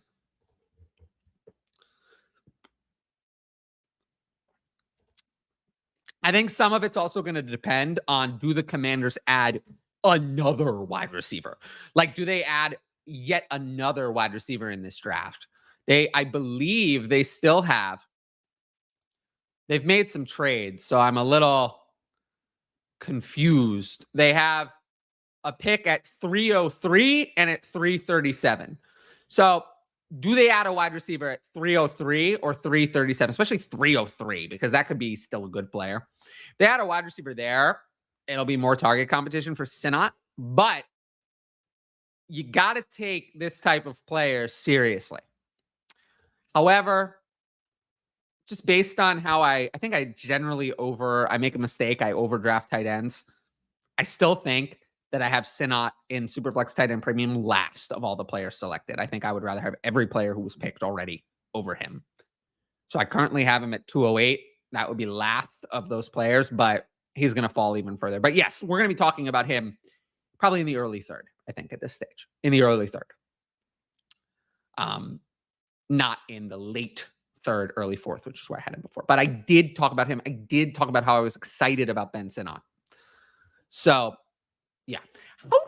Now, I just want to ask a question. How did I do this stream for an additional all of round 3 on top of all of this? How did I do that? I don't know how I did that. And it's going to be 5.5 hours. I need to take a nap. I don't know how I ever did that. We're not going to be doing that. Browns are up at 54. What will the Browns do? What will they do? We're going to have to see.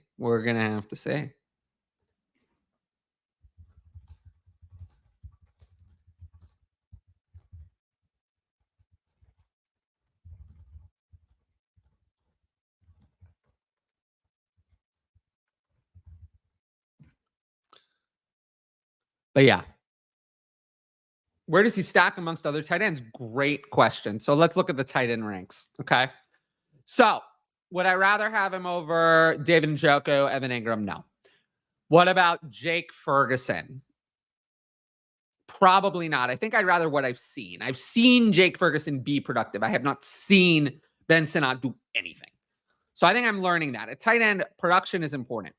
Michael Mayer, dead in the water. Would I rather have Ben Sinnott or Tucker Kraft. I think that's Cole Kmet, Pat Fryermuth. That's the range. I mean, that's the tier. I probably have him at the top of that tier, but that's still, I mean, even if I have him just above Tucker Kraft, I mean, yeah, we're talking about we're talking about like a way down startup pick. But yeah, I mean, I'd probably rather have him over Tucker Kraft. So yeah, we'll see. We'll see where he lands. Okay, no wide receiver for the Browns. They were somewhat linked to one. Now we have a danger spot. The Dolphins, could they take a wide receiver? I've heard it. I've also heard them. I've mocked a tight end, which we know never works there. I would not like a tight end going to Miami. I really would not like that. So that would be a big negative for me.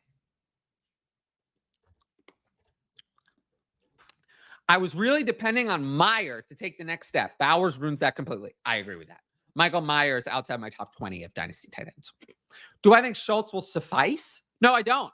I don't think so because Schultz is fourth in the target pecking order behind Diggs, Collins, and Dell. And if you saw CJ Stroud's interview with Tank Dell, where he talked about Tank Dell and how he was one of the players in the NFL, he wanted his ideal formation. I think we're overconfident that Tank Dell is a 3. So, but however you want to slice it, those are the top 3. Not Schultz. So I don't even think I'm going to have Schultz in my top 10 this year. So yeah, no. My answer is no. I think you need to find a tight end elsewhere. Personally. The Sinnott pick. I love that. Is he a second round pick? Not for me. No, I think I tend to overdraft tight ends. Tight ends usually take a long time. And honestly, Ben Sinnott's kind of a project. He was a converted fullback. I'm a little worried that he's going to take a long time to convert to the NFL. I mean, we're talking about a player who's, for tight end, he's just 22. He's not the oldest prospect. So, yeah. Second round pick, probably not, but early third, sure. A lot of it depends on players who go now. Like, are there going to be other wide receivers who go to good spots? Are there going to be running backs in good spots? Yeah. How am I doing on this live stream? Are we enjoying this? Like, you know, is this good? It's not really getting a lot of traction on YouTube, but I kind of expected that. There's just so much competition during the draft, you know? So much competition. It's hard. I mean, everyone is live right now. It's just so hard to gain any traction. I mean, yeah, I'm just looking at my YouTube. I mean, yeah. Yeah, I don't know. So many people are live. Pick is in for the Dolphins. Whew.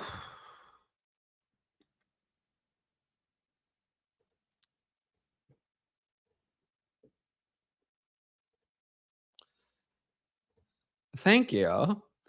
It's not my ideal format. I think I'm better on the recorded video. I think I'm much better on the recorded video.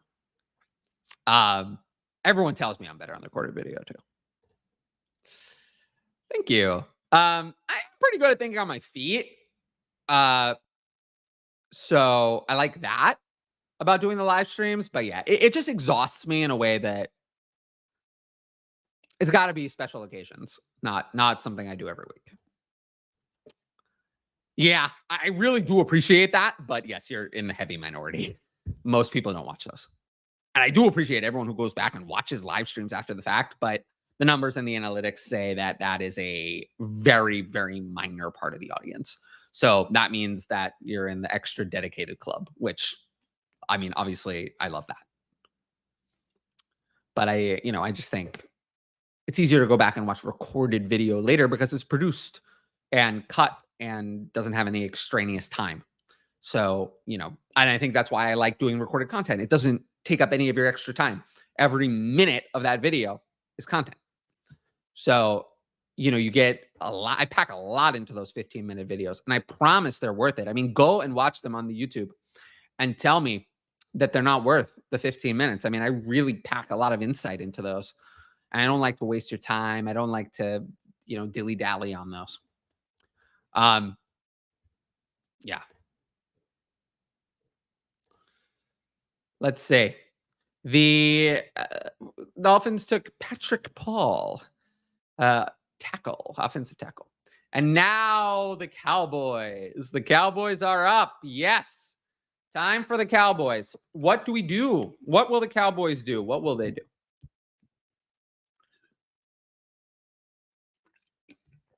Mm. The other reason I don't do these shows is so I don't know if you guys know this. I haven't talked about it too much because I don't talk about like other stuff on the videos, but I had like nasty like throat pain for like the last couple of months. Never really figured out what was wrong with me. They gave me some steroids and stuff. Didn't help me bulk up, unfortunately. But yeah, these longer streams strain my voice so hard. And it's just been so weak, very weak lately. So that's just yet another reason why I haven't really been doing these. As a Cowboys fan, I want them to trade down or take Benson. I think they're going to take Benson, but we'll see. Maybe they'll take Jalen Wright. That'll be exciting. Sometimes the side conversations are just as entertaining. Yeah. I'm glad that you feel that way. I'm glad you like it. But the feedback that I got is that they were so bad. They were so bad. People hated them. Like people hated that me and the co-host would go off on tangents.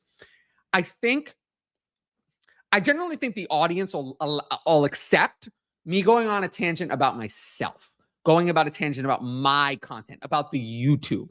When we started to go on tangents about like what they did for lunch on Tuesday, I really don't. The feedback I got about that was universally negative. So yeah. Unfortunately, a lot of people stopped watching because of that. So yeah. Um, I've always been someone who like, I'm definitely not in the stick to sports crowd. Like I'm pretty myself. Like I'll talk about whatever. Like we know that I'm a little bit of an oddball, but yeah.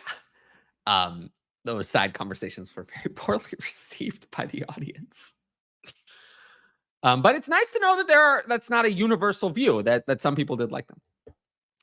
Adonai was the dream, but the dream is dead. Yeah.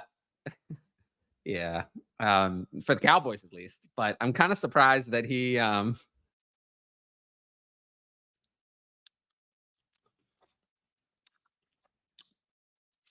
yeah.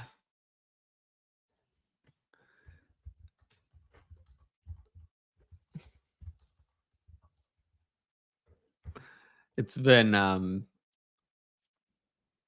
dream, I guess, for the Cowboys, but he never should have, gotten anywhere near there.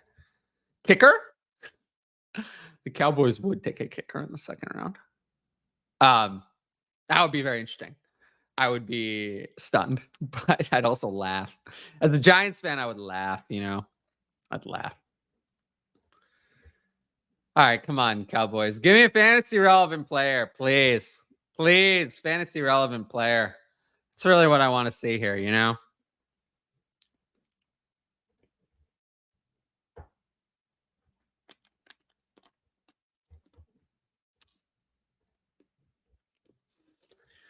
The Cowboys were in talks with Ezekiel Elliott. I don't know if that was formally finalized, but I know they were talking to Zeke at the very least.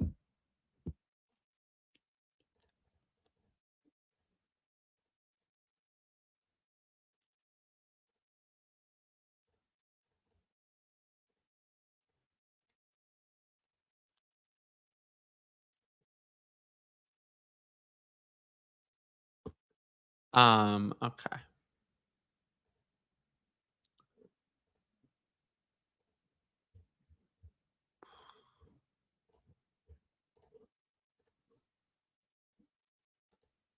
Well, the Cowboys pick has been in for a while.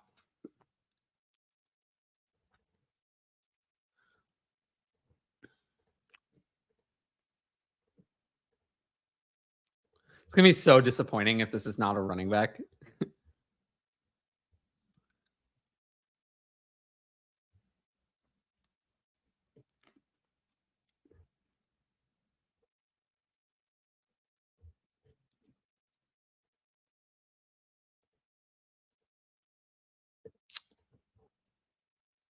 Wow. It's not a running back. It's defensive end Marshawn Nealand. I guess they only wanted Brooks. I guess it was only Brooks that they were interested in.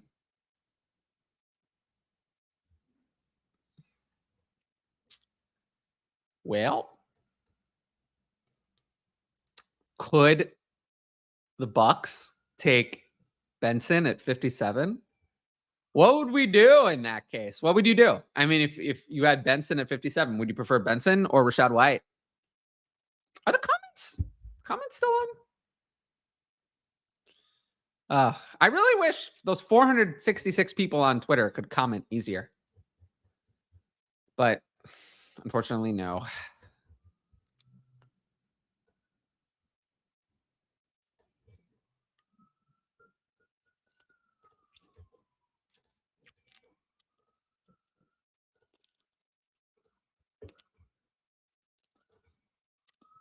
Stunning to me, really. I do think they would have taken Brooks if he'd been there. For sure. Um, let's see.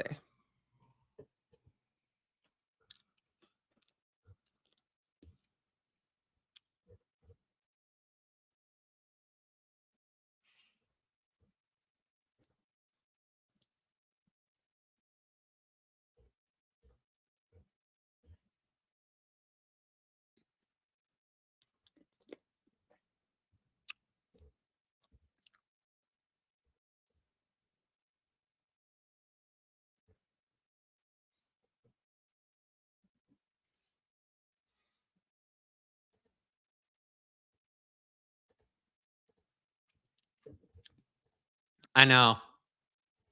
I know. I'm really disappointed. Uh, but I think it was going to be Brooks, and then Brooks was taken way earlier.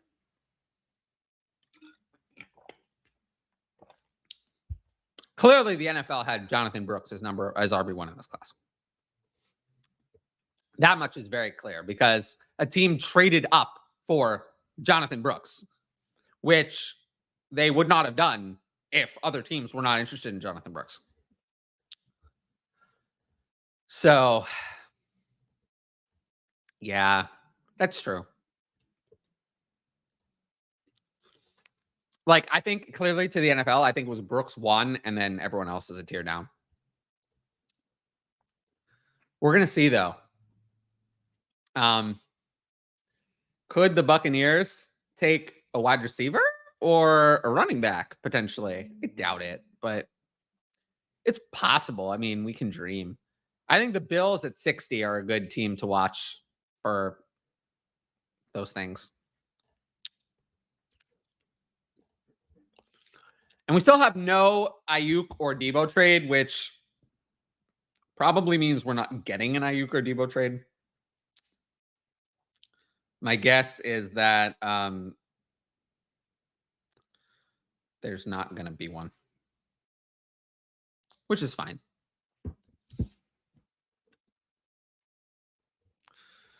Let's see. The pick is in for the Buccaneers. I want to get that sleeper alert.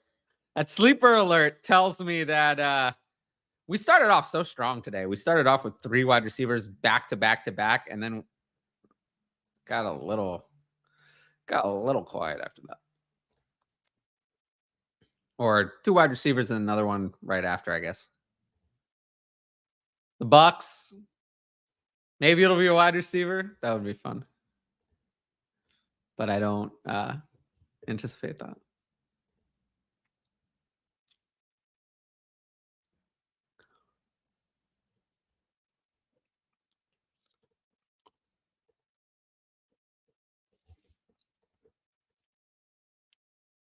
Hmm.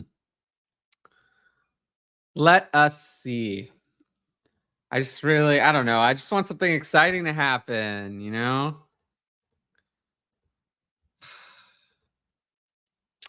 480 viewers on this. I wonder what the final view number is going to say on Twitter. That's really what I want to see.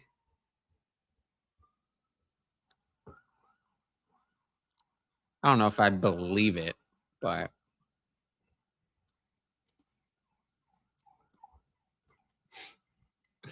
I mean, give me a chance to make fun of the Cowboys, right? I mean, I'm a Giants fan. I hate the Cowboys. I mean, I'll make fun of them. Like, I have no problem doing that. Believe me. Um, wow, my lighting gets so weird when the sun goes down.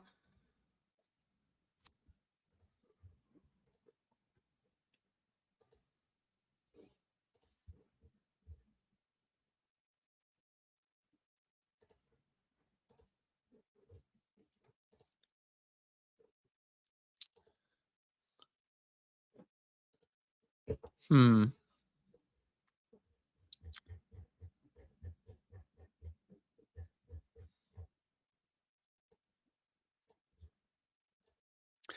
That's what I said. The Niners going to run it back this season, make a decision next offseason. Yeah, I think so. Dallas is fueled by haters. Am I a hater? I don't think so. I think I'm very nice. I would never be a hater.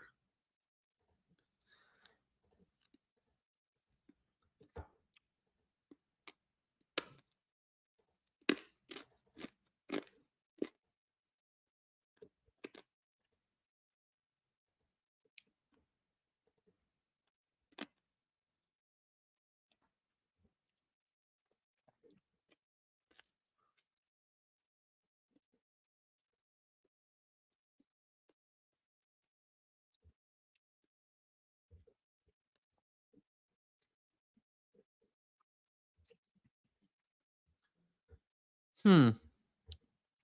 All right. I think I found a source that's a little bit ahead of what I'm looking at. So let's take a look. So the Bucks selected defensive end Chris Braswell at 57.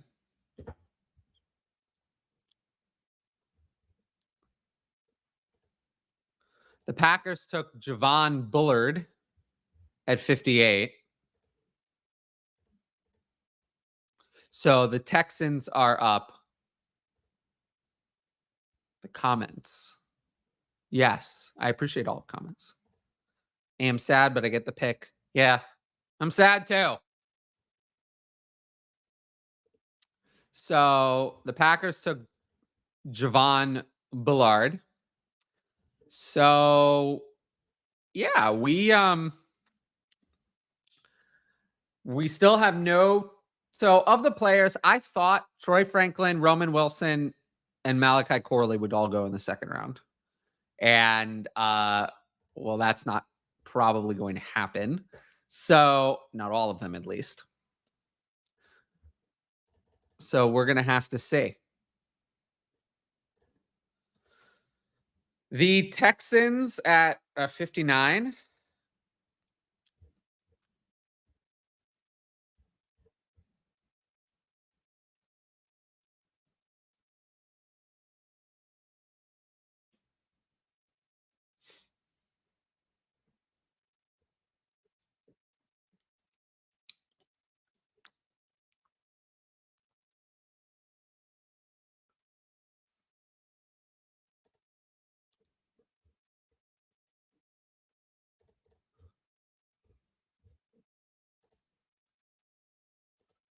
Let's see.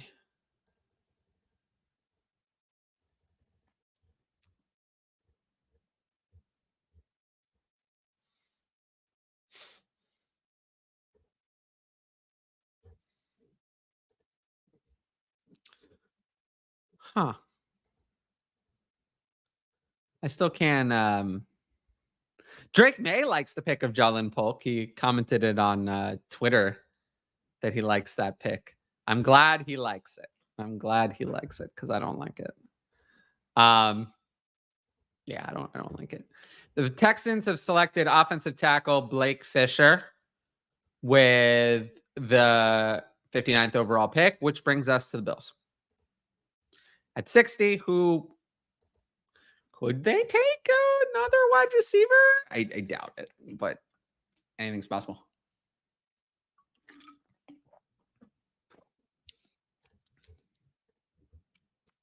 I do think there's got to be some team who takes multiple receivers in this class. I mean, it's a really deep receiver class. But some of the lower wide receivers are falling a little farther than I thought. Like right now, we have had what? 11 wide receivers taken, 6 quarterbacks, 2 tight ends, and a running back. I think I thought we'd have at least Troy Franklin but I mean, we did get Jalen Polk in round 2, which wasn't a lock. So, but yeah, I thought we'd get Troy Franklin I mean, we still could. We still have the Bills coming up. Could they get a wide receiver? Oh, the fantasy footballers have named Ben Sinnott the senator. And he went to Washington, so a Washington senator. No, I think it's the other way around. I think the bottom depth of the wide receiver class is bad. It's a bad year for day 3 wide receivers. But if some of these guys who I liked fall to day 3, then it might be a good year for day 3 wide receivers. I've been on Wikipedia. Oh, I'm not watching the broadcast.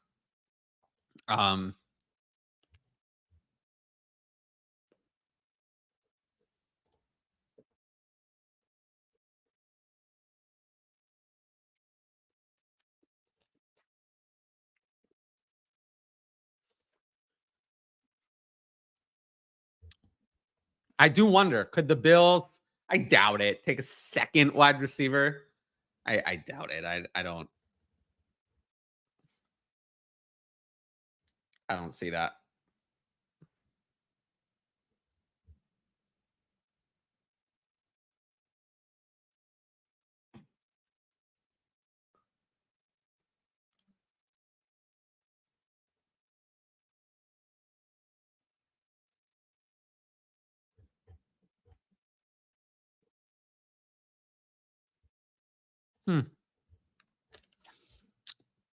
Yeah, that's what I'm saying. I do think the Bills, I mean, they've done so many trade backs.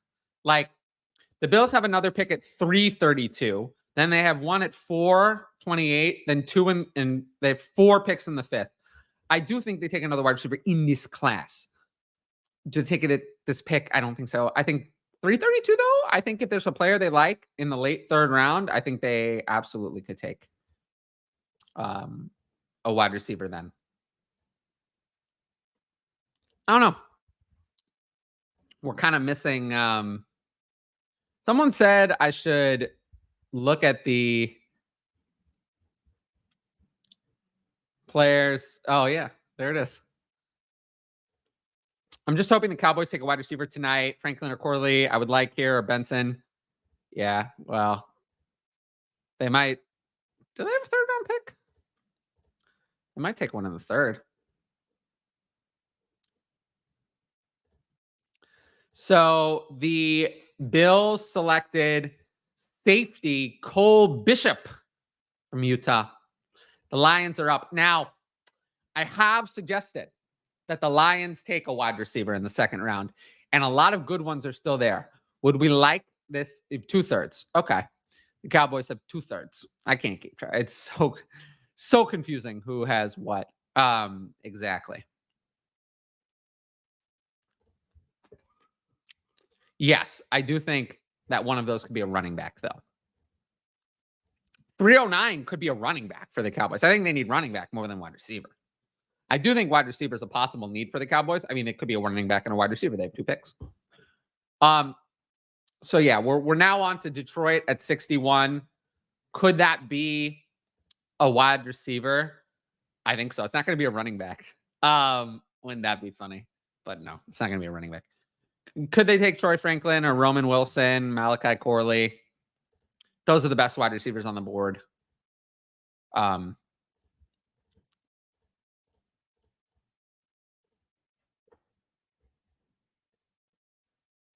Yeah.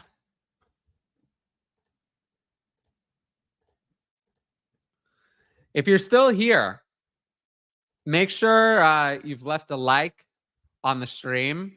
And also, don't forget to check out the Patreon, patreon.com/fantasyadvice, where you can get my rookie rankings. You'll see all these players ranked. And yeah, I might even have the rankings up tonight. So if you buy it, you could even get the rookie rankings today. We'll see. No promises. It'll be done by tomorrow at the very latest. All right. Well, we have 4 more picks left for this stream, so we will see if we get any more fantasy relevant picks. Round 2 has been kind of exciting, but there's definitely been a little quieter than I thought it would be. We haven't had a fantasy relevant pick since Ben Sinnott at 53. So we've had what in this round? We started with 2 wide receivers, then we got another one. We got a running back, another wide receiver, and a tight end. So we've had 4 wide receivers and a running back and tight end. So only 6 fantasy relevant players in this round. Kind of actually been a quiet evening, I would say. To give you an idea, in my last exercise, I think I had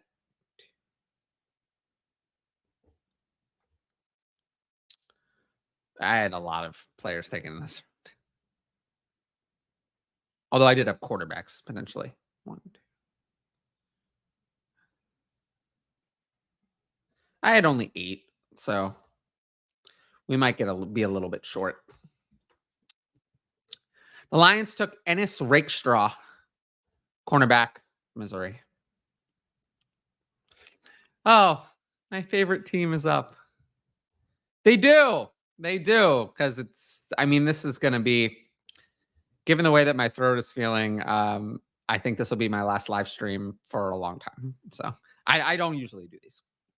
These are once in a blue moon. So yes, they will occur infrequently, but yeah.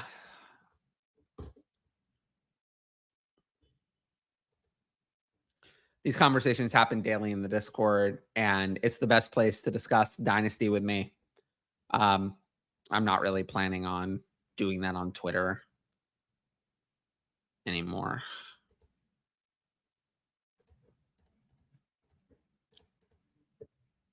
And thank you, Jason, for being so active. It really means a lot to me, honestly.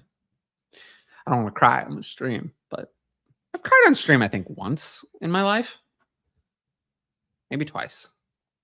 Anyway, I want to get emotional. The Ravens at 62. Now, I gave the Ravens a wide receiver in my final pre-draft mock. I would hate it. If they took a wide receiver, I would not like that player.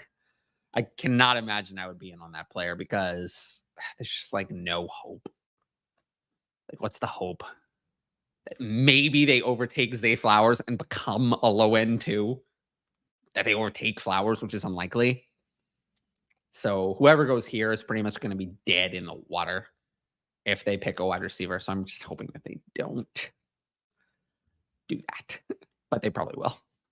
Because it's so hard for the Ravens to ever sign a wide receiver because players know if they go there, you're not getting like big numbers.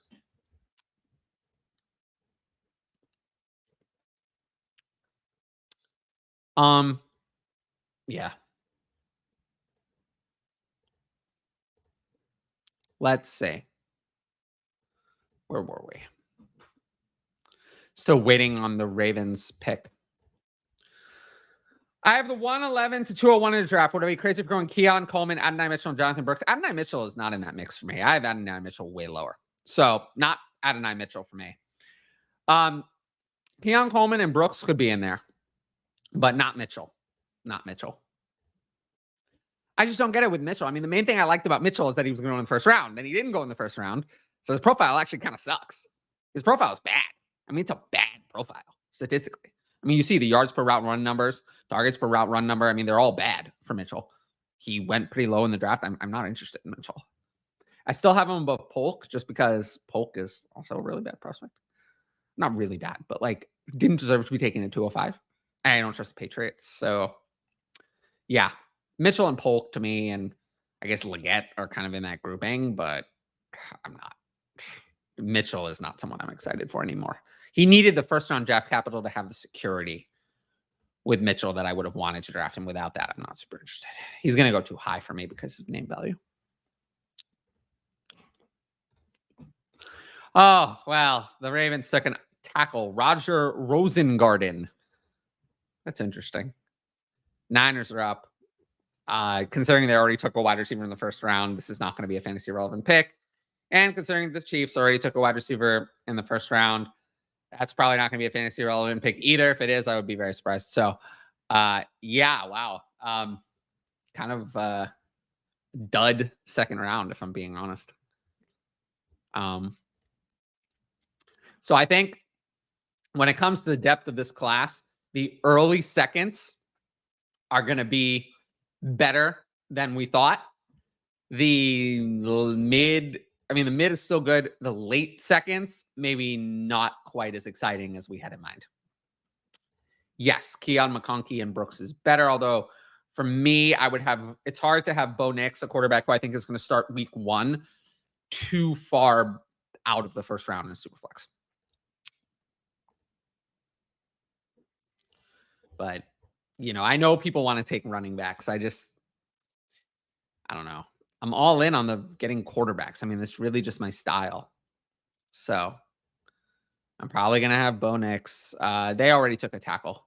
I thought they might take Franklin. So it feels like the fantasy relevant players are done, but maybe we'll get one more, but I don't think so. Really? I don't see that. I see most drafts going, the big 8. We talked about Xworthy at 9 and then Brian Thomas at 10. And if Brian Thomas is still there at 111, I'd take him over Coleman, Mitchell, or Brooks. Yeah.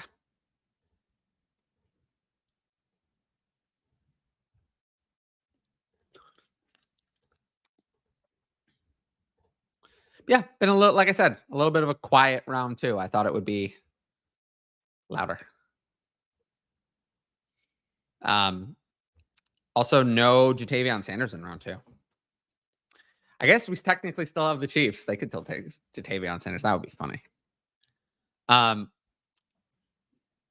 So just to talk about what's coming up in the third round, take a look. Panthers at 65, Cardinals 66, Commanders 67. All of them could take weapons. Yeah. Yeah. I always here to give advice. Wow. Over 500 views on Twitter. 500 people here right now. I don't know how many viewed it the whole time. 500 right now. I wish I could hear from them. I wish I could hear from them. I wish I could hear from you on Twitter. I really do. I don't know how to communicate with the people on Twitter. I'm going to test it myself. I wrote a comment that says test. It did show up. It did show up. So you can comment. So it does work, but I don't know how to really make that work. If you're on Twitter, leave a comment. You got to click on the video. That's the thing. Click on the video, and then you should get a chat function where you can say something. And you should actually be able to see my comment on there.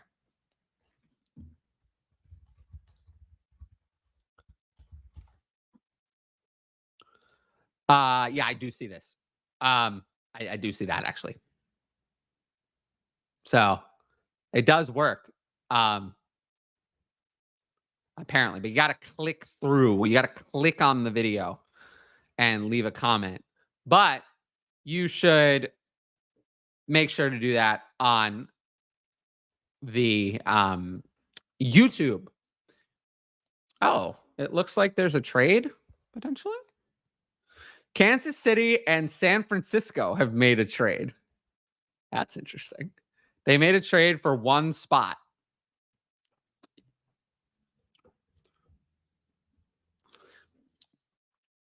The Chiefs traded up for BYU tackle Kingsley Suamatia. Well, I knew a lot of people were saying tackle in round 1. Instead, they make sure they get their tackle in round 2. So I always thought this was the plan for the Chiefs. They were going to take wide receiver in one of the rounds, 1 or 2, and then tackle in the other round. A lot of people had Suamatia, or however you pronounce that, mocked them in the first round. Instead, they get him in the second round. I mean, what a steal. Now the 49ers will close out our stream. I assume since they made the pick with or made the trade that they have an idea of who they want. So we're going to see what the 49ers do to close out round 2. I assume this is not going to be a fantasy relevant in any way. Wouldn't it be funny if they took like Trey Benson? I mean, what would we do? I don't know. I'm a little nervous that the 49ers would take a running back, but I doubt it. I'd laugh, though. It would just be funny.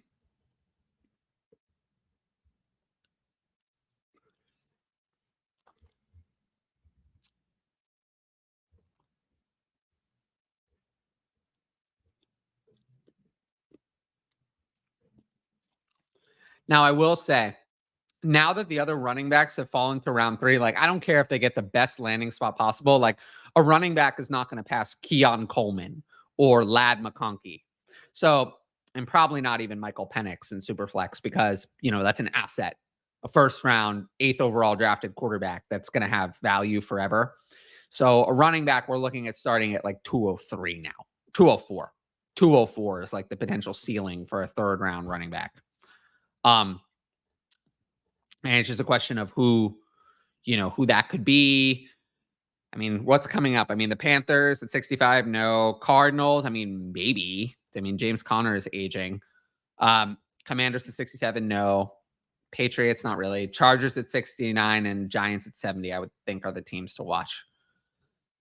For a running back, Blake Corum, Trey Benson. Yeah. I mean, he's already irrelevant.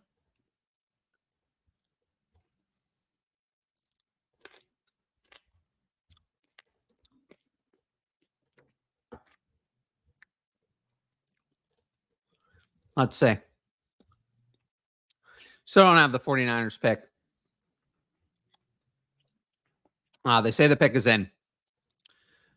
Could be very interesting. It's probably not going to be. Yep. Florida State cornerback Renardo Green. Round 2 is over. Round 2 is over, which means so are we on this stream. Now, I want to thank everyone who watched, either on Twitter or YouTube. And I just appreciate everyone who participated in the chat. I know there were a lot of streaming options today. So, watching me alone, just kind of chit-chat. I do appreciate all of your time. And we will have content covering all these players throughout the week.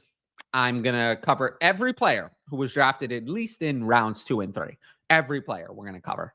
So we'll cover all of that. And you're welcome. You're welcome.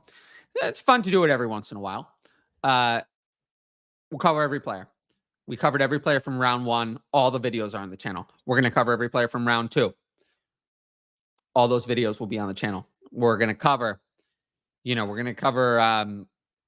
A.D. Mitchell. We're going to cover Jalen Polk. We're going to cover Ben Sinnott. We're going to cover Ladd McConkey, Keon Coleman, and Jonathan Brooks. We're going to cover all those players. We're going to cover the players taken in round 3. We're going to cover all that. So Until next time, I thank everyone for watching, and I will see you all later. Peace out.